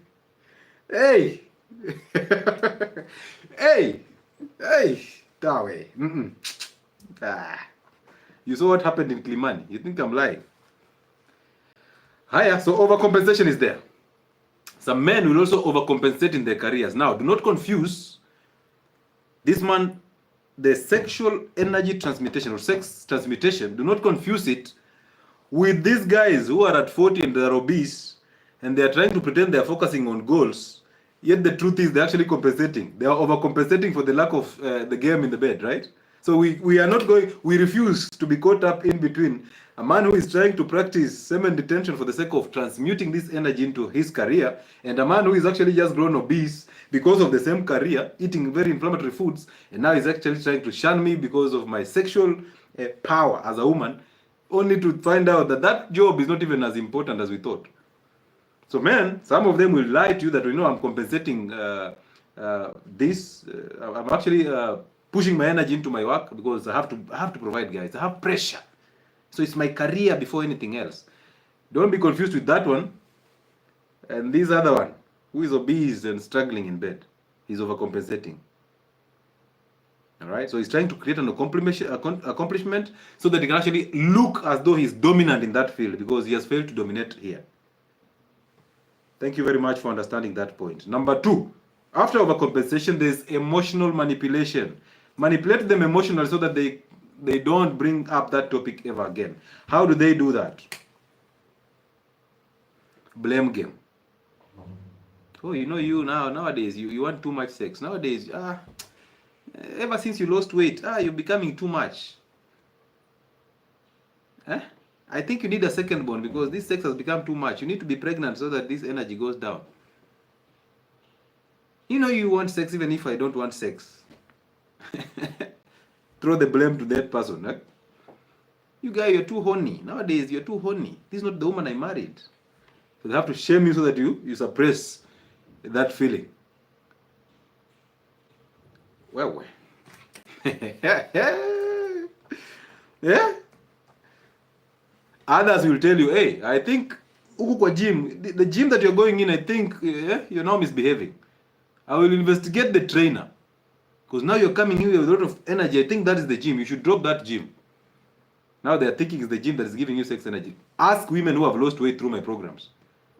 Realize there's a way their estrogen levels goes down and now their progesterone is actually being boosted naturally. These women, ladies and gentlemen, I pity men whose women decide to join my weight loss programs. I pity those men. If you're a man and your woman is obese and chooses to join my weight loss programs, please join her.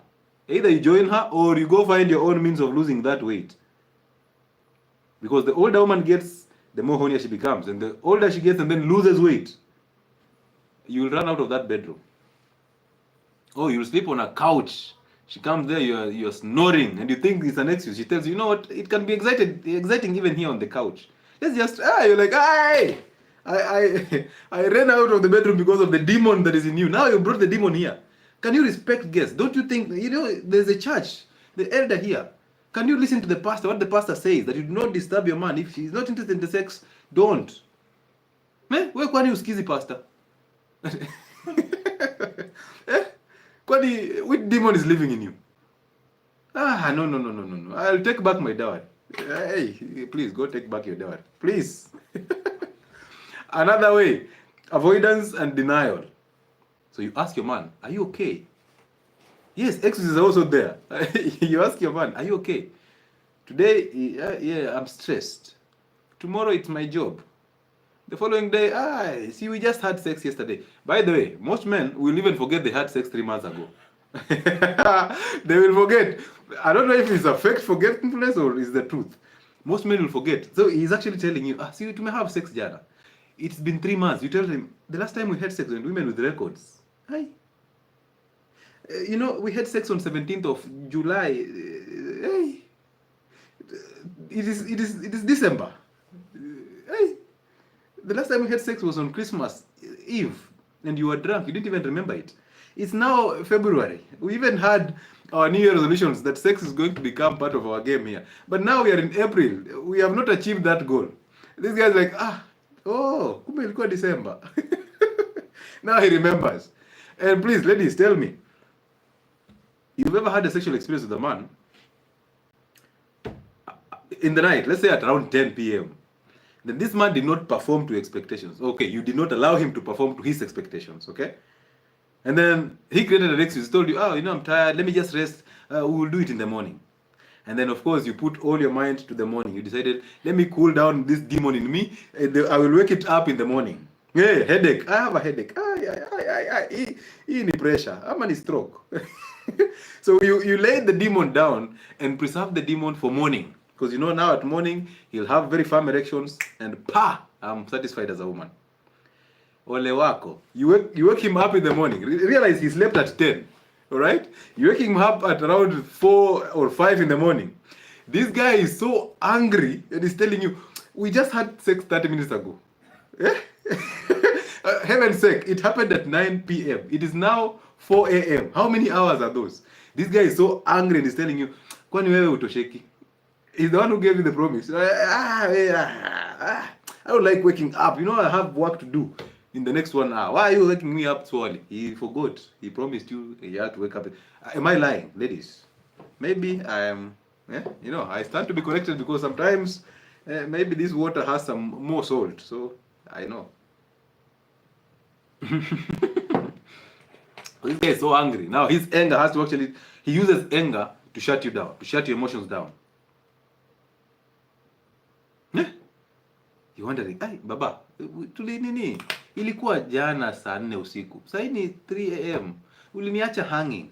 You use that word. Uliniacha hanging. Saa 4 usiku. Sasa ni 4 asubuhi. Si ulisema 4. Now he faces the wall. This is a guy who has been snoring from 10 to 3. Huyo jamaa lazimisha yeye aende maandamano. Aende akimbie kwa streets achome mafuta. Alright. We. Sasa zingine naongea na sababu mimi ni mtoto wa pastor. Number 3. Is it number 3 or number 4? Number 4, right? Ati natafuta dem pia mimi. Wait, tafuta dem bro. Badala you fix yourself, you attract, you want to look for. Why don't you look for something that will actually attract this woman? What are you looking for? Why are you looking for? The moment you start looking for, bro, they'll always run away from you. Women sense weakness. Women sense emptiness so fast. The moment you start just looking, that is weakness. So imagine you looking for a woman when you cannot even retain semen, a topic of tonight. And these women all these women here, are actually looking for a man who can actually retain the semen. Because you know what? They are now learning. So now imagine you are looking for a woman. And then you get there, this woman is telling you, hey, you know what? No ejaculation here. And you are looking for a hole to ejaculate in. You want to just transition from masturbating with the hand to masturbating in a vagina. Please don't have that mindset. On my platforms, we teach men how to become adequate so that they attract. So you can't look for a woman, you attract. Have you not even learned that the moment you've been looking for that woman all through, that's why you're here. Have you not even learned that looking for has actually made you not find? Because you're looking for what you're not. Please. Sometimes a comment. You know, there's this feeling inside you. The emptiness tells you if you comment on that live, you will feel better. Only to comment and realize, it was not so necessary. I would have taken 10 seconds to think about this. 10 seconds only would have actually told you this comment was not necessary. Please attract. Work on yourself constantly. One of the reasons why I'm holding this show is because we want to fix you, brother. And we want to help you to shine light so that you fix yourself. You see that? Hey, so don't look, bro, this is not a dating site. If you want to look for a woman, go on Tinder. There are so many there who are looking for. They are looking for. They put up all these makeups to attract guys like you who are actually looking for an organ. You're not looking for a woman. No, that's not right. I mean, how would you look for a woman? They are all over. Don't you have a confidence to approach one? You're not looking for a woman. You're looking for the organ. And apparently, you have not worked on yourself enough to earn the organ. That's why they are running away from you. And that's why you're constantly looking. You get that? So don't look for women. Why are you looking for them anyway? Right now, if I just drop in Nairobi at Koinange Street, there are a lot of them there.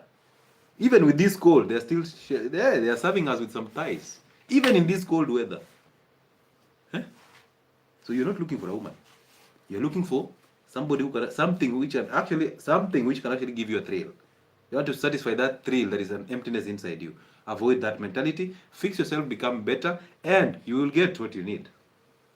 You'll get what you deserve. All right? Amazing. All right.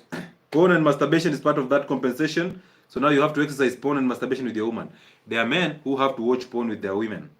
so that they get an erection. Oh, babe, you know what? It's not bad to watch porn. I mean, porn is good because it keeps us vibrant, you know? I mean, that is a man watching another man having sex. That man is gay.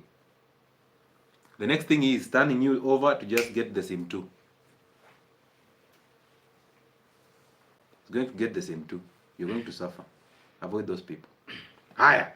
Another way that these people compensate. Amazing. Hey, somebody decided to slap us with that train, my brother. Hey? So now the next thing is a lion. Yeah, this conversation must have been very interesting to you guys. Okay, now let's move forward. Okay, another way men compensate is toys and licking the perineum or the organ. And you saw those weak men on my comment section. Oh, they were there saying how, you know what, I can lick that thing, you can't tell me nothing. I lick, my woman loves my licking. She does love your licking? No. Possibly she gets the enjoyment of the thrill of licking, so she's chasing a thrill in her head. Pornography and masturbation. Because who taught you? I remember, if my memory serves me well, nobody taught me how to have sex. My parents did not sit me down and told me, you know what, this is how men have sex. They didn't. How many of you are taught how to have sex? Yeah? They sat you down and taught you how to actually do these things. I think most of you just found yourself here. So when porn is teaching you how to do things, this is how you end up.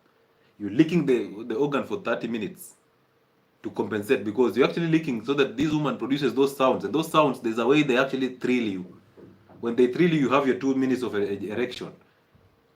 Now you pound her and you say, you know what, I pound my woman. But before I pound her, I have a very good foreplay. Realize this, that same woman that you're licking her vagina for 30 minutes, there's a guy who excites her and she gets so wet for this guy, and they have a quickie which lasts for about a minute. She gets an orgasm. She's so satisfied, she doesn't even think about you at all.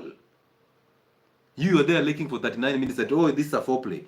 Women can actually give themselves a foreplay in their heads. By virtue of looking at a man, they see the physique, they're already thinking about it. That's why a quickie will satisfy her, and you will lick her, you will still pound her, she will still cheat on you. Oh, so you're thinking you're the first one to actually make sure you lick this thing internationally. Yeah?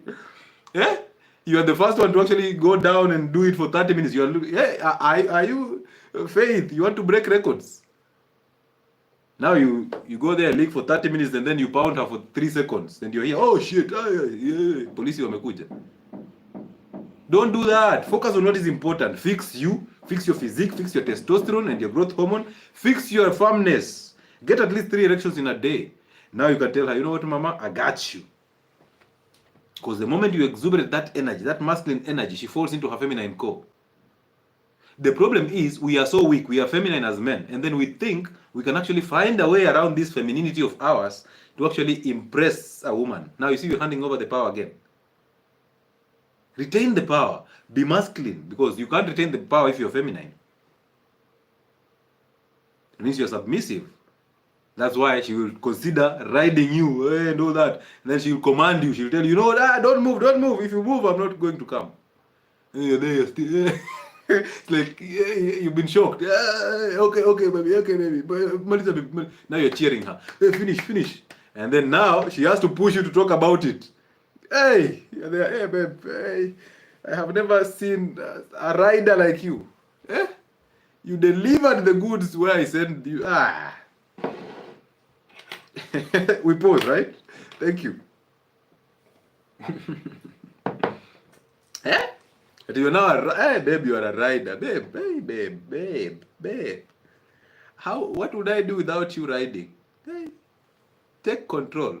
Now she resents you because women want you to take control. But when she takes control, she will control you ultimately. But she will resent you for that. She'll resent you for that. Again, stop asking them, what is your favorite sex position? By the way, women, be very careful, because that question nowadays is used to actually tell how ratchet you are. Man asks you what is your sex position and you're busy explaining, oh, you know, I told you about caterpillar. You're telling about caterpillar. This man has no idea of what a caterpillar is. Now he has to go to porn to find out caterpillar style. And now there he's thinking, but the one that has told me about caterpillar, this one, who taught her about caterpillar? Oh, how many men know caterpillar? Hey, scorpion kadunga. Hey, how many have kadunga has scorpion wise? I'm like, this one classify good for sex. This one, okay, good for weekends. I don't mind wasting about $2 on this one to just get the caterpillar thrill and then I'm gone. Anyway, we keep moving. So toys and licking, those are compensatory mechanisms. Don't allow him to tell you, oh, you know what, I brought in toys for excitement. No, there's no excitement there. Oh, you know, I came with this whip so that I can whip you and you become red. I like it when you're red, when you're pink. Anyway, aggression and defense. When they become defensive, when they become aggressive, just know they are compensating. They are overcompensating for the lack of an erection. When they shut you down because you want sex, when they tell you, you know what, we just had sex 30 minutes ago, when they had it 3 or 5 hours ago, simply know they are compensating. So that aggression, sometimes they'll even beat you up. They're abusive emotionally, they're abusive physically, they're abusive verbally. That can actually be a sign of them trying to compensate. I cannot forget drugs. Any man who is trying to use a stimulant or a drug to boost his sexual power, that man is weak. That man should fix himself. That man should retain his semen. But baseline men, communicate. Pass instructions to her. They listen to those instructions clearly during that process. Pass instructions. Number 2, retain the semen. Get the orgasm, feel the goodness, then push it back, feel another goodness, let it go through the spine back to the brain. You will feel so good and dominant, but do not ejaculate. Now, this topic is not very, very interesting to married couples because in marriage, men in marriage cannot put on a condom. Men in marriage cannot avoid ejaculation. Oh, it's so crazy. In marriage, it's so crazy that they have to ejaculate. You don't have to. You don't need to. You don't need to. You don't have to. Okay? So, simply, stop using drugs, retain your semen, communicate adequately, pass instructions, retain the semen, learn things. Join my platforms. I'll whip you hard. I'll not spare you. I'll tell you what you need to hear. All right? Because when I tell you that, you find a reason to fix yourself. Another thing, be aware. When you're aware, it's easy. Listen, most men, when they see a woman, they want to ejaculate. It's that simple. So you see, we want to ejaculate. Now, the all other nonsense, the dates, whatever things that we are bringing in, are just to make sure that we don't look so obvious. That we look like we are trying to earn it. But the end result, because look at it this way, ladies, when you start dating a man, let's say you start having a conversation with a man, you call it the talking side, talking stage.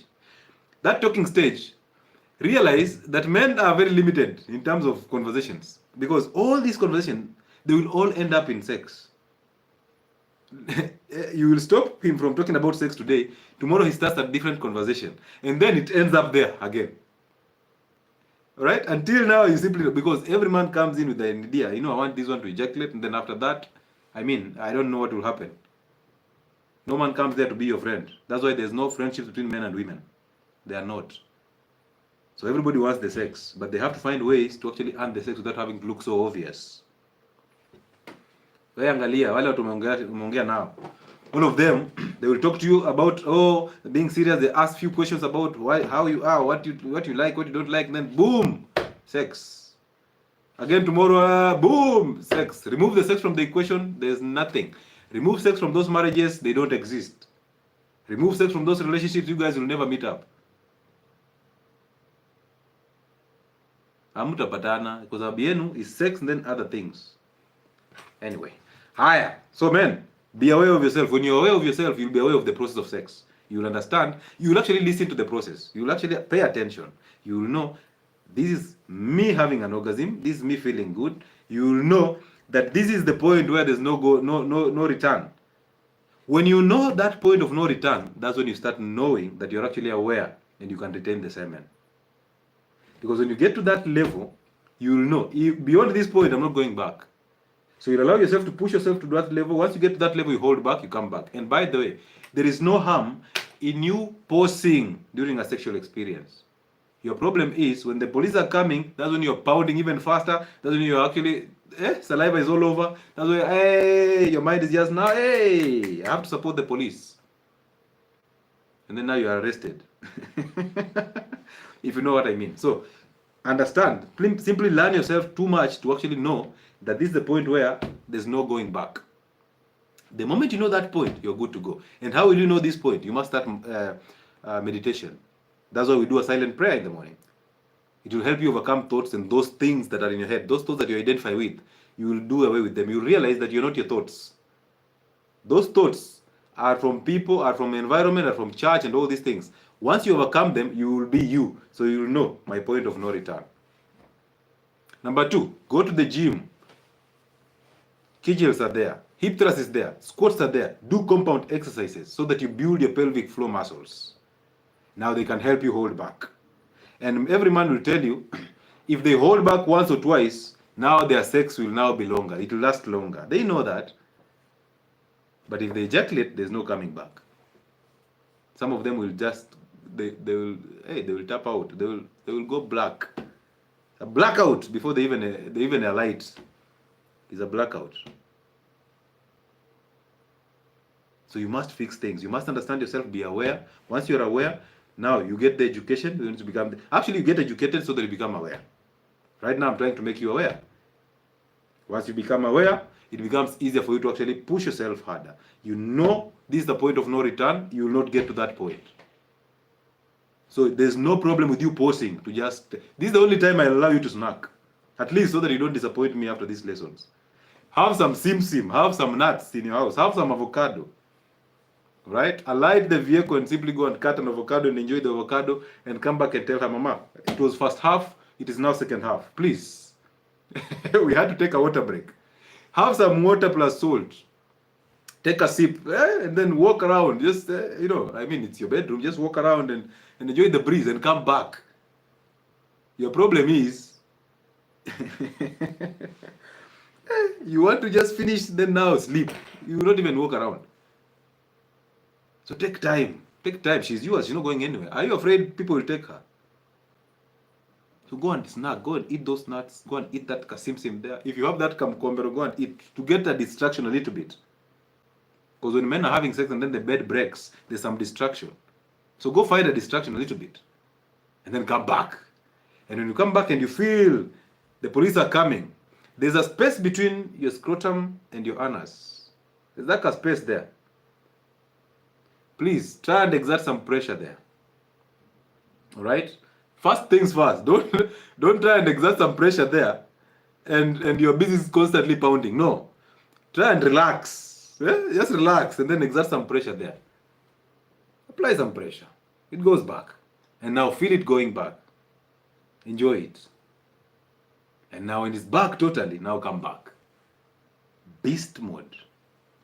Beast mode. But this is not going to come in just fast. This is going to come in as a skill. So you must learn it slowly and carefully. You will fail multiple times. But when you fail, please do not judge yourself. Now, allow me to tell you this. Pulling out is not different from masturbating. Hello?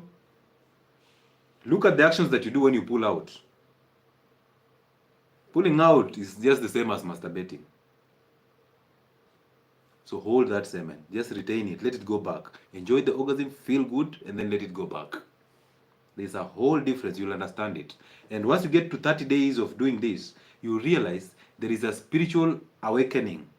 And you'll treat sex as a spiritual thing. You'll understand that you'll not pop your penis in every hole. Why? Because every woman comes with her demons. And women, you know, sex is spiritual. The moment you allow every man into you, what you're doing is you're actually allowing different spirits into you. Now you get messed up spiritually. All right? So I know most men during ejaculation, that's when they have actually, now they have sunk their toes in the mattress. They just want to release. Please hold back. Allow yourself to have a double orgasm. So it's very possible for a man to have a double orgasm. Allow it to come. Get to the point of no return. Hold back. Let it go back. As it's going back, you're still feeling good. That is an orgasm, and a double orgasm for that matter. Ole wako, it comes and you allow it to go beyond the no return, and then you release. And then you release, that's when you realize, oh, I released early. Where? How will you not call this woman a beast? How will you not call her a sex addict? How will you not call her all these bad names so that you can actually shun her energy? But retaining the semen, she will call you a beast. And women will now start telling you, oh, you know what? I think you don't like me. I think I don't satisfy you more. I think you're having sex with other people. Do not care about that noise, because they'll make those noise. They enjoy it. They enjoy the experience, but they can't. The ego cannot allow them to actually admit that they're actually enjoying that. Imagine you've taken her off contraceptives because of that. Imagine you've given her all the orgasm she deserves because of that. Why is she complaining? It tells you it's useless complaints. And right now, in their heads, I know, I've actually put so much anxiety in their heads, and they want to see you as a man retaining that semen. Can you? Can you?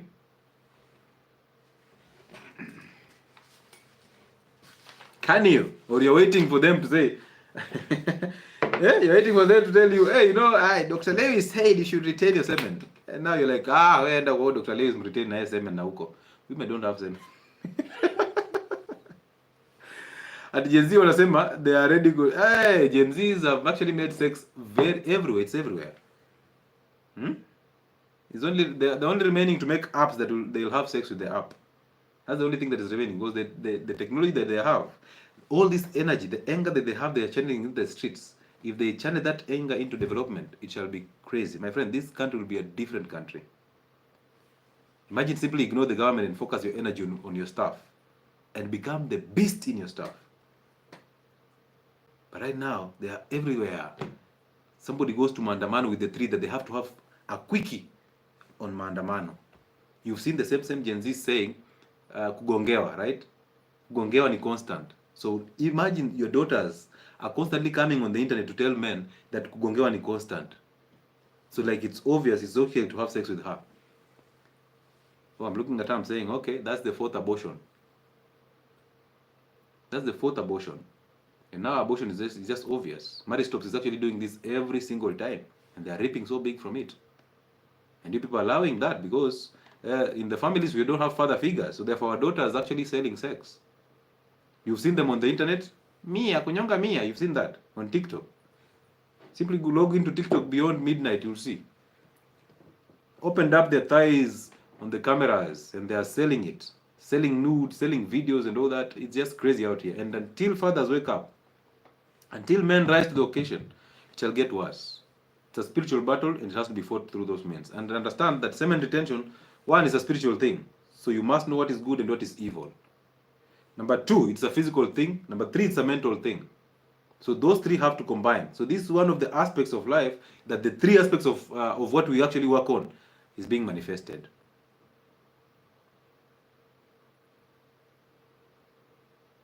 Ati nimesikia sauti ya mrembo hapo, najua she is happy. Master mwenyewe. Ai.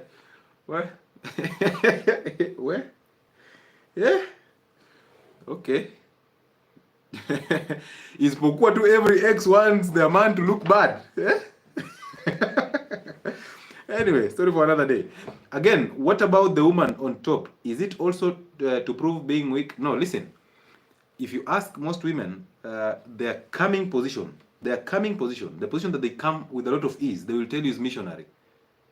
In missionary, the woman is under the man.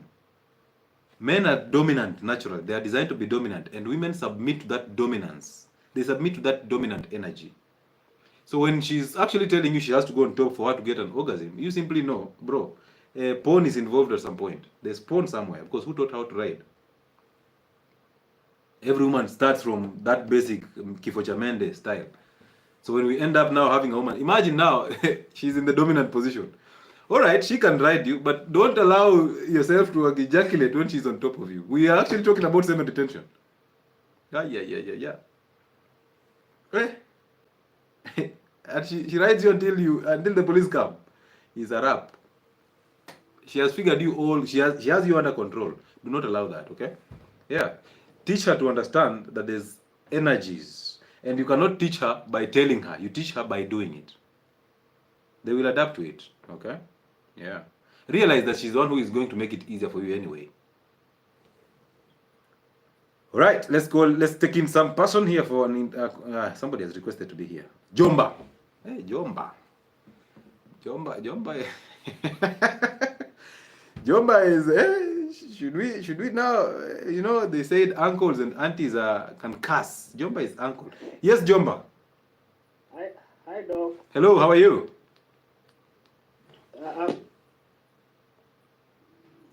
Hello. How are you? Unanisikia? Yes, I'm getting good. Yes. So, nilikuwa tuna swali moja. Yeah. About semen retention, eh? Yes. I think just like maybe learning to stand with your 2 feet. Yeah.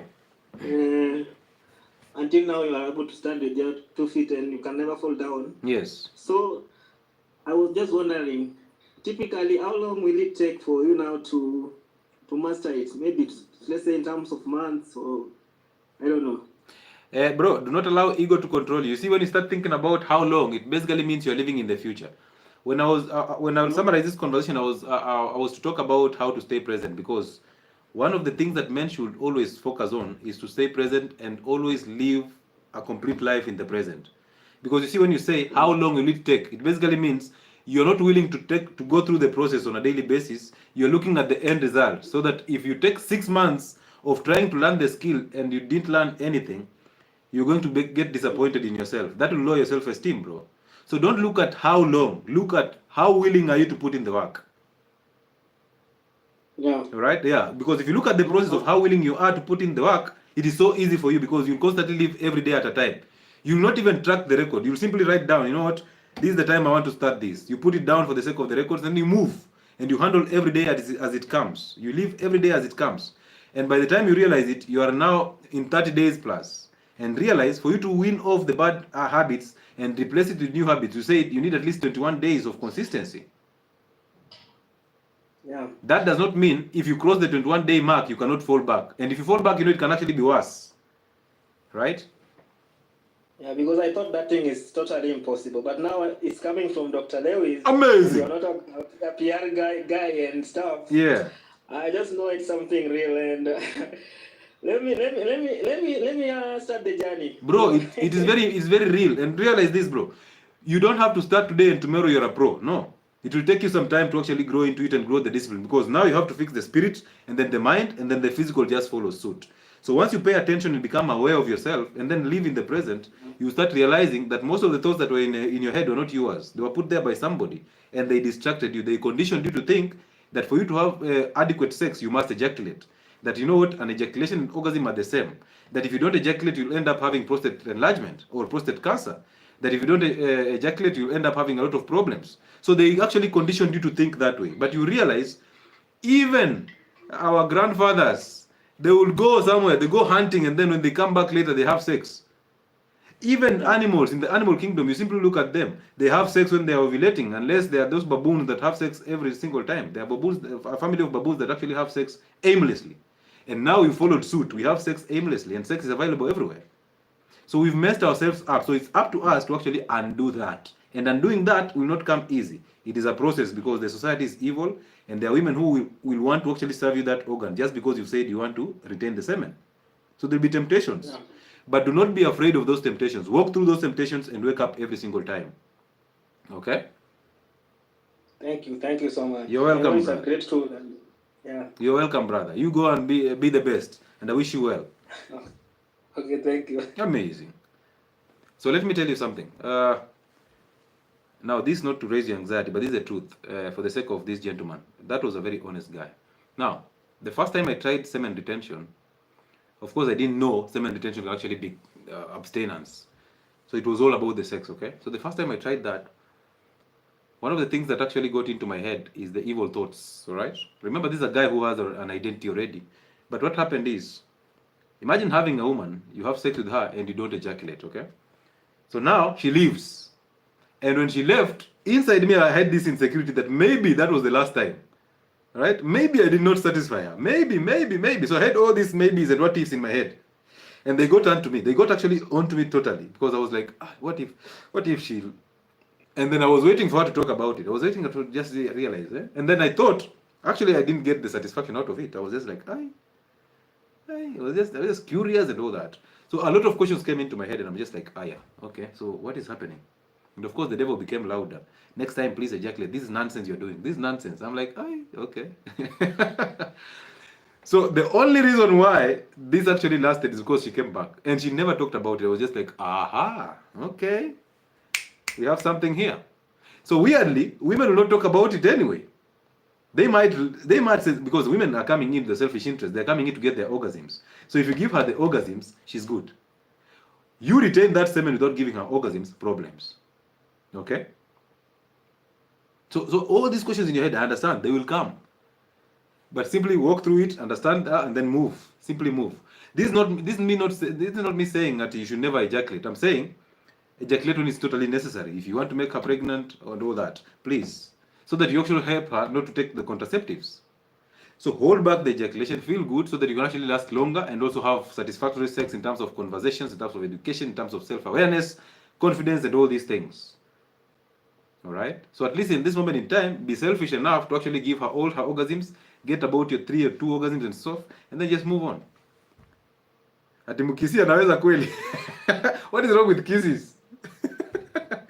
Kisses, lawyers and laws. Like, hii kelele yake si hatuwezi. Let him just make the noise. I mean, he's an internet doctor. This one does. Don't listen to doctors who say these things. They don't even practice it. Haya. Mkisi itakuwa ngumu. Yes, what is the name? The Phoenix. Yes, how are you doing, doctor? All is well. How are you? I'm good. Yes. Okay, my name is David. Amazing. Yeah. Okay, mine is a bit different from the topic. I just wanted to pass a message of appreciation to you. Okay. On the good work you're doing. Oh man, I appreciate that, bro. Thank you. Okay, I have been following you for months now. Yeah. I think I had a problem right from 2018. Okay. Yeah, I had a problem of acid reflux. Okay. Then I went to hospitals. I tried many drugs. Then after following you, I think I started following you last year. Yeah. And then I followed your protocol. I want to take this opportunity that you're saving, to tell you that you're saving many lives outside here. I appreciate it, man. Thank you, man. It's been a month. I think I stopped taking PPIs on January. Yeah. And then now I'm good. I'm following your protocols. I dropped all those things which were bad. Yeah. And then I'm good. Amazing, man. Amazing. I want to take this opportunity to tell you that God is going to bless you richly and you are saving people outside here. Amen. Amen, bro. Thank you. God bless you. Amazing. Amazing. Ladies and gentlemen, if you don't pray for this gentleman, I am being prayed for. That is an energy coming from a man who has seen it all. And you see, it starts from the reflux, a messed up gut. What next? Problems, problems, problems. Every single thing starts from a messed up gut. So this guy has just received his awakening and realize how genuine he is in his conversation. He has low energy, but you can simply sense the genuineness in him. Bro, I wish you well, brother. I hope you get better and get better and better and better every other day. And thank you so much for actually taking the guts to come in and just say that. Because most people get well and then they simply go. Because I know they came in, got well, and they disappeared. But you decided, you know what, I have to pass this to him. And you put in the work. Thank you so much, brother. It's not me who saved you. I shined light on your path, and then you took a leap of faith in that. And look at you now. So God, may God bless you and keep being protected. Your health is your first wealth. I bless you, brother. I bless you. Somebody is saying, men today are very active. Trust me, because all of us, all men have the same problems. All of us have the same problems. And our problems is trying to hand over our power to that other person. Yes, Hamza. Hello. Yes, how are you? I'm very good, Doctor. How are you doing? All is well, my brother. Yeah, so on our topic today, Yes. which is a very, very big taboo to talk about in our community. 101%, brother. Malimi natoka. Yeah. And we also talked about how we do the compensation stuff. Yeah. You're declining here, but you are overcompensating on this side. Yes, we do. Which is rampant in my community. Yeah. Malimi natoka because Okay. and you know, we are the laziest people. Yeah. And the diets are a mess. It's a mess. Yeah. The diet is shit. Sorry for cussing your life. No problem. The diet is mess. Yeah. The diet is a mess. People don't work out. And you find them, most of us, we are polygamous in nature, so we have 2-3 wives. Yeah. And a typical Somali woman will tell you that, maybe come to a person. I'm sorted out. Okay, yeah. And you'll find most of the Somali men are walking around like they're boasting their chest. I have 2-3 wives. Yeah. 2-3 wives. Like in Zaza Kenya, anafanya ni compensation. You're just buying them indirectly. Of course. That's what I came to realize. Yeah. Because there's a health problem that's on the rise in the Somali community. Yes. Because the breakfast you're eating, the foods you're eating all through the day, it's just about this. Yeah. Na sukari and everything, and you'll find that above anybody like the Somali community, anybody who's above 40 years is on pills. Whether hypertensives and diabetes. Yeah. And the blue pill is also on the rise. That one sells, bro. That one sells. Yeah, it sells. Okay, today is Lee. That thing they are buying on the bulk. Yeah. Yani ni kama nyumbani ni pharmacy. It's a mini pharmacy. It's a mini pharmacy in the drawer. On the drawer, unaweka nguo. Yeah. Unaweka blue pill. Where? Supply at 3 months. Guy. It's a mess. I'm telling you because I'm a medic myself. I've seen this thing. Yeah. And unapata like the guy is married, but whatever he's doing, Yeah. it's just compensation. So I'm telling you that whatever you're talking about, just preach. I know when you mchungaji, continue preaching. Yeah, continue preaching, and you also have to sometimes to target the Somali community directly because Yeah. the rising generation of females that are coming up, the Gen Z, Yeah. not compared to the females that are there, the millennials on the other side, they are not ways of care. True. They know what they want, Yeah. and the men that are there are very weak. Weak people. Shall get messy. Yeah, it's very messy. So thank you for talking about that. I don't have a question, but I'm just putting it out there that whatever you're talking about, Yeah. anybody that's affected, kama kuna watu affected, is this demographic that I'm telling you. Man, thank you so much. Thank you so much for being the only bold one to come out and say the truth. Yeah. Thank you so much. I appreciate it, man. Thank you. Ladies and gentlemen, to actually wacha niweke muhuri hapo. This guy is very right. Somali people eat a lot of sugar. You go to Isli, these guys are seated there, tea plus spoonfuls of sugar, and this honey.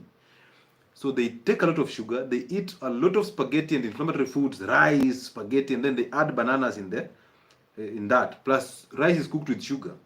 And then there's this halwa thing, a lot of sugar. So Somali is there, 50% of their life is sugars. And then look at those places where we have either Kushites or Somalis. Chemists and pharmacies and hospitals, private hospitals are all over. And I'm telling you, they will come to a place where every house will have a chemist. And this chemist is to serve them because they believe so much in medication.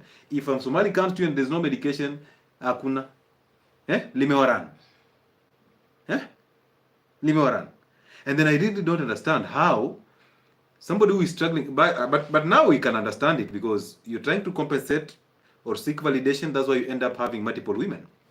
So yes, you can have one woman, you cannot satisfy her sexually when she complains. Now for you to suppress her, you marry another one. You see that? That's the energy that I sense sometimes. So you suppress this one by telling her, you know what, you're becoming problematic, so I'll marry another one so that you relax. Now they marry another one. Now you married another one with the same erection problems. So it's always Halima, quote, Halima, quote. 3 seconds you're back. You're out there with your kikoi in the sun, trying to sun these balls that have no energy at all. And then a little bit you get a small erection, you're like, Halima, quote, again, pop, and then you come back again. So it's all these small episodes of sex, having sex like a dove, like a pigeon.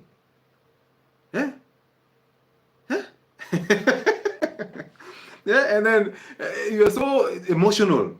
Somalis are very emotional. Not even Somalis, generally the Kushites, they are very emotional. I don't know why. They're very emotional. So you really wonder, how is this going to work?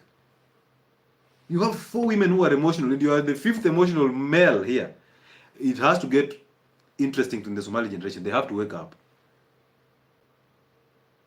I know, they have money, so they have to compensate. So they take the money, they use this money to buy these women gold and gifts and all that. But ideally, they are doing that because in bed, zero tolerance. Zero. Hakuna.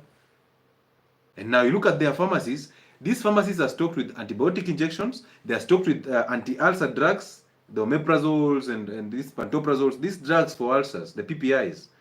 And then they are stocked with Viagra and drugs for diabetes and hypertension. They are making a killing out of these things. But you tell a Somali to drop rice and wheat. You tell a Somali to drop sugar. Then they use this term. Unajua maisha imeandikwa. It's ni shauri ya Mungu.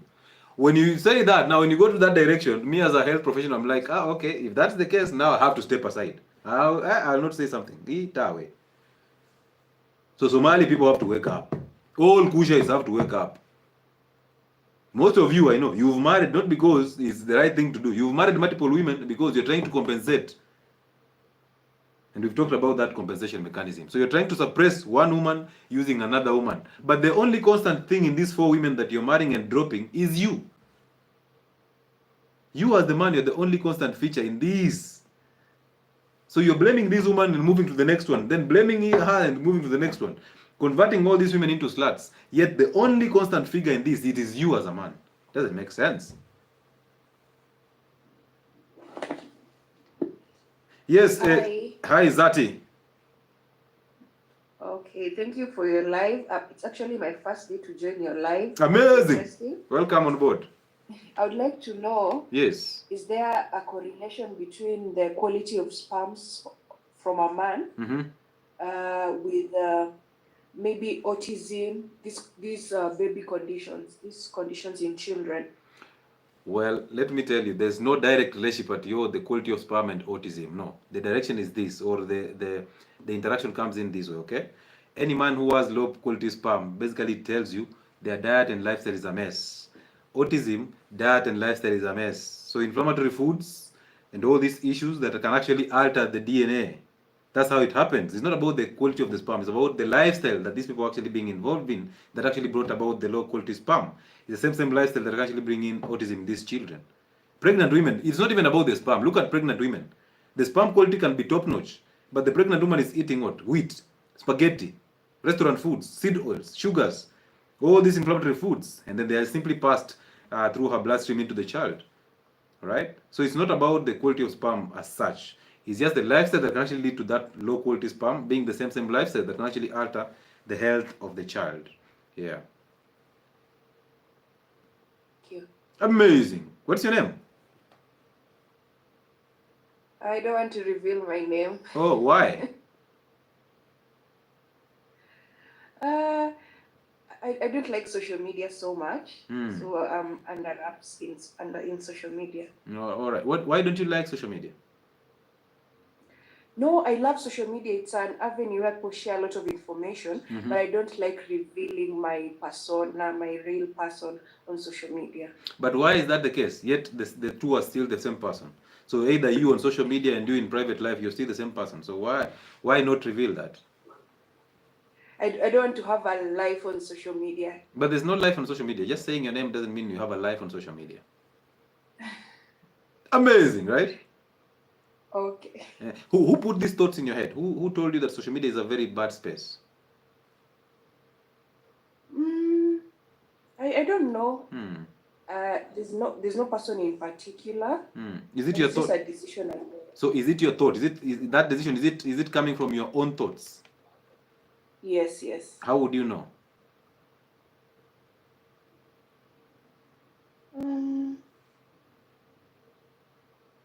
I believe if you put yourself on social media, you also have to be very much self-aware so that people's opinions and energies don't affect you. And I feel like I'm not there yet. But did you know there's no energy that can affect you unless you allow it? Okay, I wouldn't know if I have the ability not to allow it.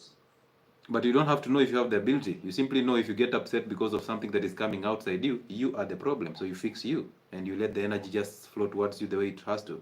You don't have control over things that are coming outside you. The only thing you have control is what is actually happening inside you. And the more you run away from things that actually are supposed to come to you, the more you attract those things. Fair enough. Do you have anger? No. Oh, you never get angry? No, I do. Okay. On necessary stuff, like when I'm disappointed, but I wouldn't say I have anger issues. So what no, it's not about anger issues, it's about anger. Do you think you can get angry without having anger? No. All right. So do you have anger? Yes. Amazing, amazing. Now you see that's where you start fixing it. Once you become self-aware and you know, yes, I have anger. Because you see the spirit of evil is trying to control you to say, I don't have anger issues. It's actually trying to lie to you that the doctor is asking about anger issues. But the question was just anger. So most of the times we run away from ourselves, we end up attracting ourselves. Social media has no problem at all. Okay? The problem is us as the people. You see that? So we are actually the ones who bring this energy to the social media. It has nothing to do about the social media. It's just a platform. It is us who bring this energy there. It's just like a gun, a loaded gun. Guns don't kill people. It's people who kill people, right? Using guns. All right? So yes, I'm glad that you came here for the first time, and possibly the Spirit of Good sent you here. One day you'll get your awakening, and I believe you will be fine. You'll be very fine, even because whatever is happening around you or outside you is none of your business.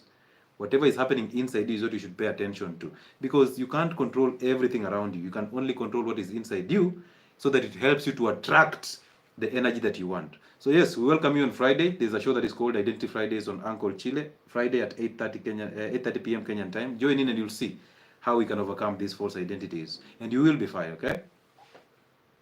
Okay. I wish you well. Amazing, amazing. All right? Amazing. Yes, pay attention to what is happening inside you. Social media is always there. It has nothing to do with you. It is just you who has the energy. And you think, you know what, if I hide a little bit, I'll be safe. But you see, you're hiding with the same identity. Problems. All right? So join in on Friday. Friday shows are crazy, my friend. They are awesome. They are challenging. They're intriguing. And you will learn a lot of things from them. And you will see. Because most of us have anger, and we look for a place to exercise that anger. All right? So when we find a place to exercise the anger, we blame that place. So we say, this is a person who triggered me. I got angry because of this. We are constantly blaming things that are outside us when the real battle is happening inside us. It's not about what is outside us. Yes, Princess. Oh, I'm so happy that I've had this opportunity. I've been following you, but recently I changed my job. Yes. And I wasn't in position to watch. There was a time we were talking about cholesterol and diabetes. Yes. I didn't have it, but right now I'm pre-diabetic and I have high cholesterol. So I don't know, when we subscribe, do you have special classes to teach us, or should I just go to the recordings you have on YouTube? One thing, princess, you are not pre-diabetic. You have been diagnosed with pre-diabetes.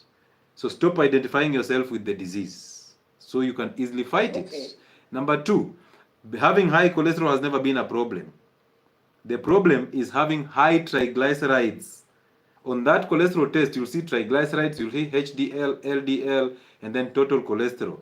Don't worry about the cholesterols because those are not types of cholesterol, they're vehicles.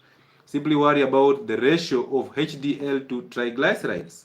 So basically, take the HDL figure and divide with the triglycerides, the figure. If that ratio is below 3, you're good to go. If it's above 3, now you have to seek therapy in terms of medication and then change your lifestyle as you fix that. But if it's below 3, you're safe. I met a nutritionist, but the trouble is, like food, I come from Uganda, but I live in Boston. Yeah. So I went to see the nutritionist. It was very hard for her, like telling her matoke, we say lumondo muganda, sweet potato, cassava. So she could not really give me how much I should be eating. So I think I'm going to look for, we have another nutritionist from Uganda who could probably help me. So that was, by the way, the main issue. You are talking about the men in my church. My church is predominantly Ugandans. We have one Brazilian, but it's one of the churches in Massachusetts which talks about sex education. Because in the church, it is a Pentecostal church. Normally, many churches don't talk about sex, what is allowed, how it should be done, how often, issues concerning sex. I also interpret here, in course, I've experienced so many people who are divorcing, people from different countries, because I would go there to interpret for Ugandans, but you would see other people from Kenya, from Tanzania, from Europe.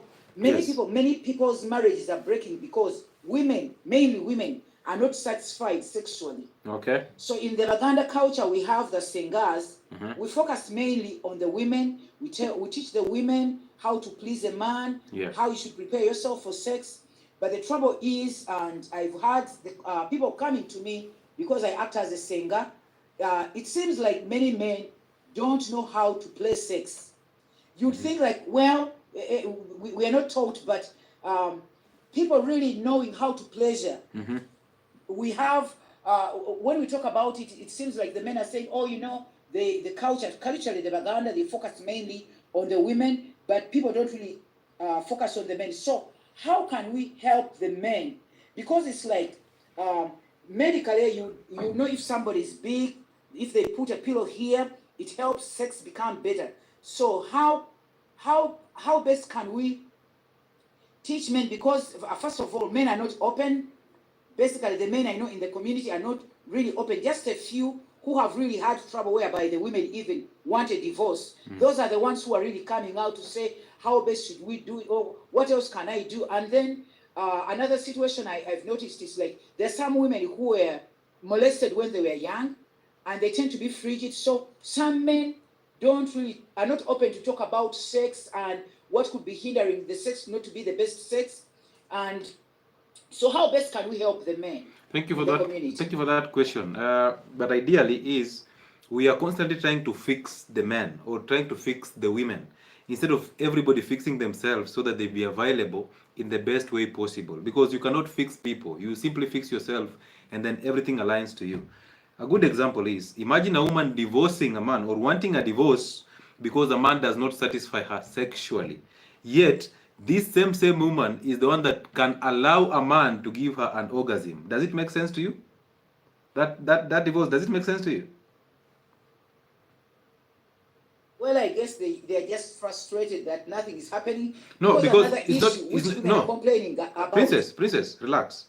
Do you think the ideal situation is no man can give you as princess an orgasm? You allow a man to give you an orgasm. True or false? True. All right. So if you allow me to give you an orgasm as your man, and then I fail to give you an orgasm, will you blame the man or will you fix yourself? Because it's you who gives access to this man. Myself. Right? I think many women have slept around and have so many experiences which they don't give their husbands. Now you're getting to my point. You're getting to my point actually, because it's not about the men being unable to satisfy these women. is about a woman getting multiple sex experiences before even getting into a marriage. By the time she's getting into a marriage, she has a threshold in her head. So she's expecting this man to play the threshold in her head. That's the wrong way of looking at it. Given that she's the one who is going to make sure that this man can actually give her an orgasm because she allows it. So that means you cannot blame the other party for your insecurities, for your own problems. All right? So because if you have multiple sex partners before a marriage, that tells you, you will raise your threshold because there's a guy who pounded you for 1 hour, there's another one who pounded you for 3 hours, there's another one who was on drugs and pounded you for a whole night. Now you have the highest threshold in your head in terms of sexual experiences. And now this man that you're getting here could be very innocent in terms of the sexual experience, and he can give you 15 minutes. Now to you, 15 minutes are not your threshold. So you'll have to blame him.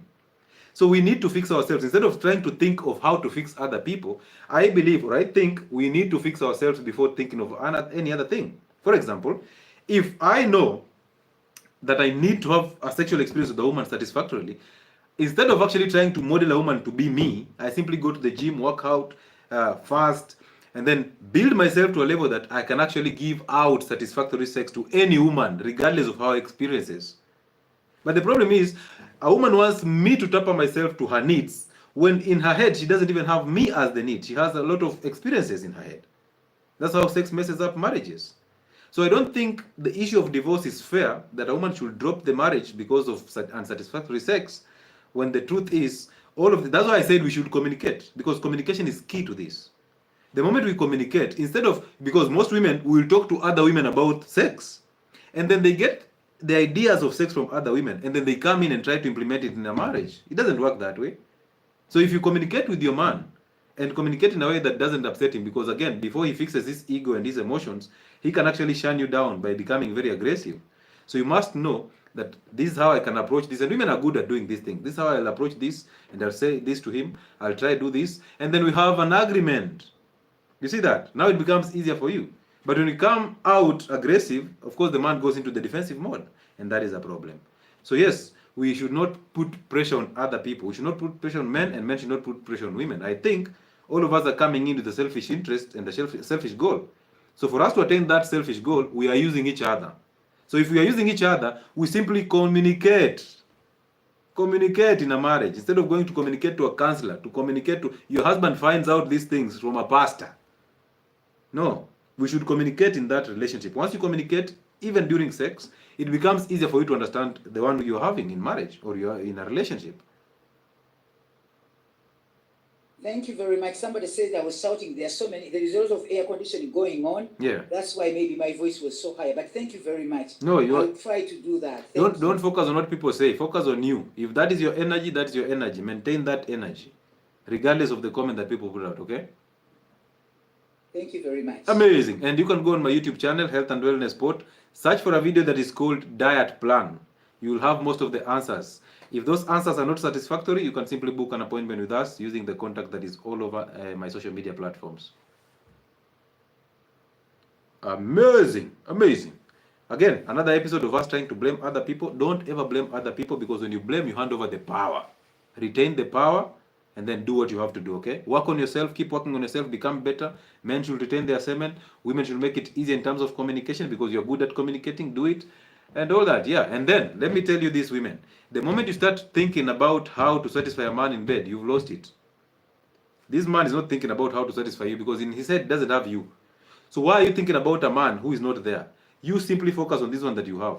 Again, if your auntie or your mother is teaching you how to have sex, the truth is, she is teaching you on how to have sex with either your father or your uncle. So they are teaching you how to have sex with their men. If I'm a daughter and my mother is teaching me how to have sex with a man, she's actually teaching me how she knows best to have sex with my father.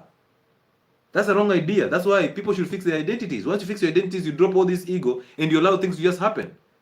The same thing I told you. If you teach your daughters how to behave around a man, you're teaching your daughters how to behave around your man. So you're actually converting your daughters to be your co-wife. Teach your daughters how to submit, how to respect a man and their roles. Once you do that, you allow them to just do what they have to do.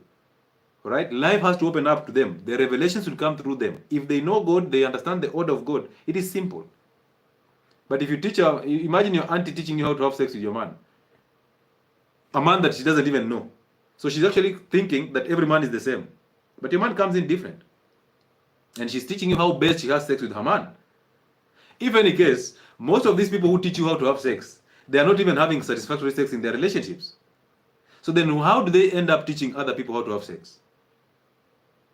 Huh? Hey, maswali ni mengi sana mno.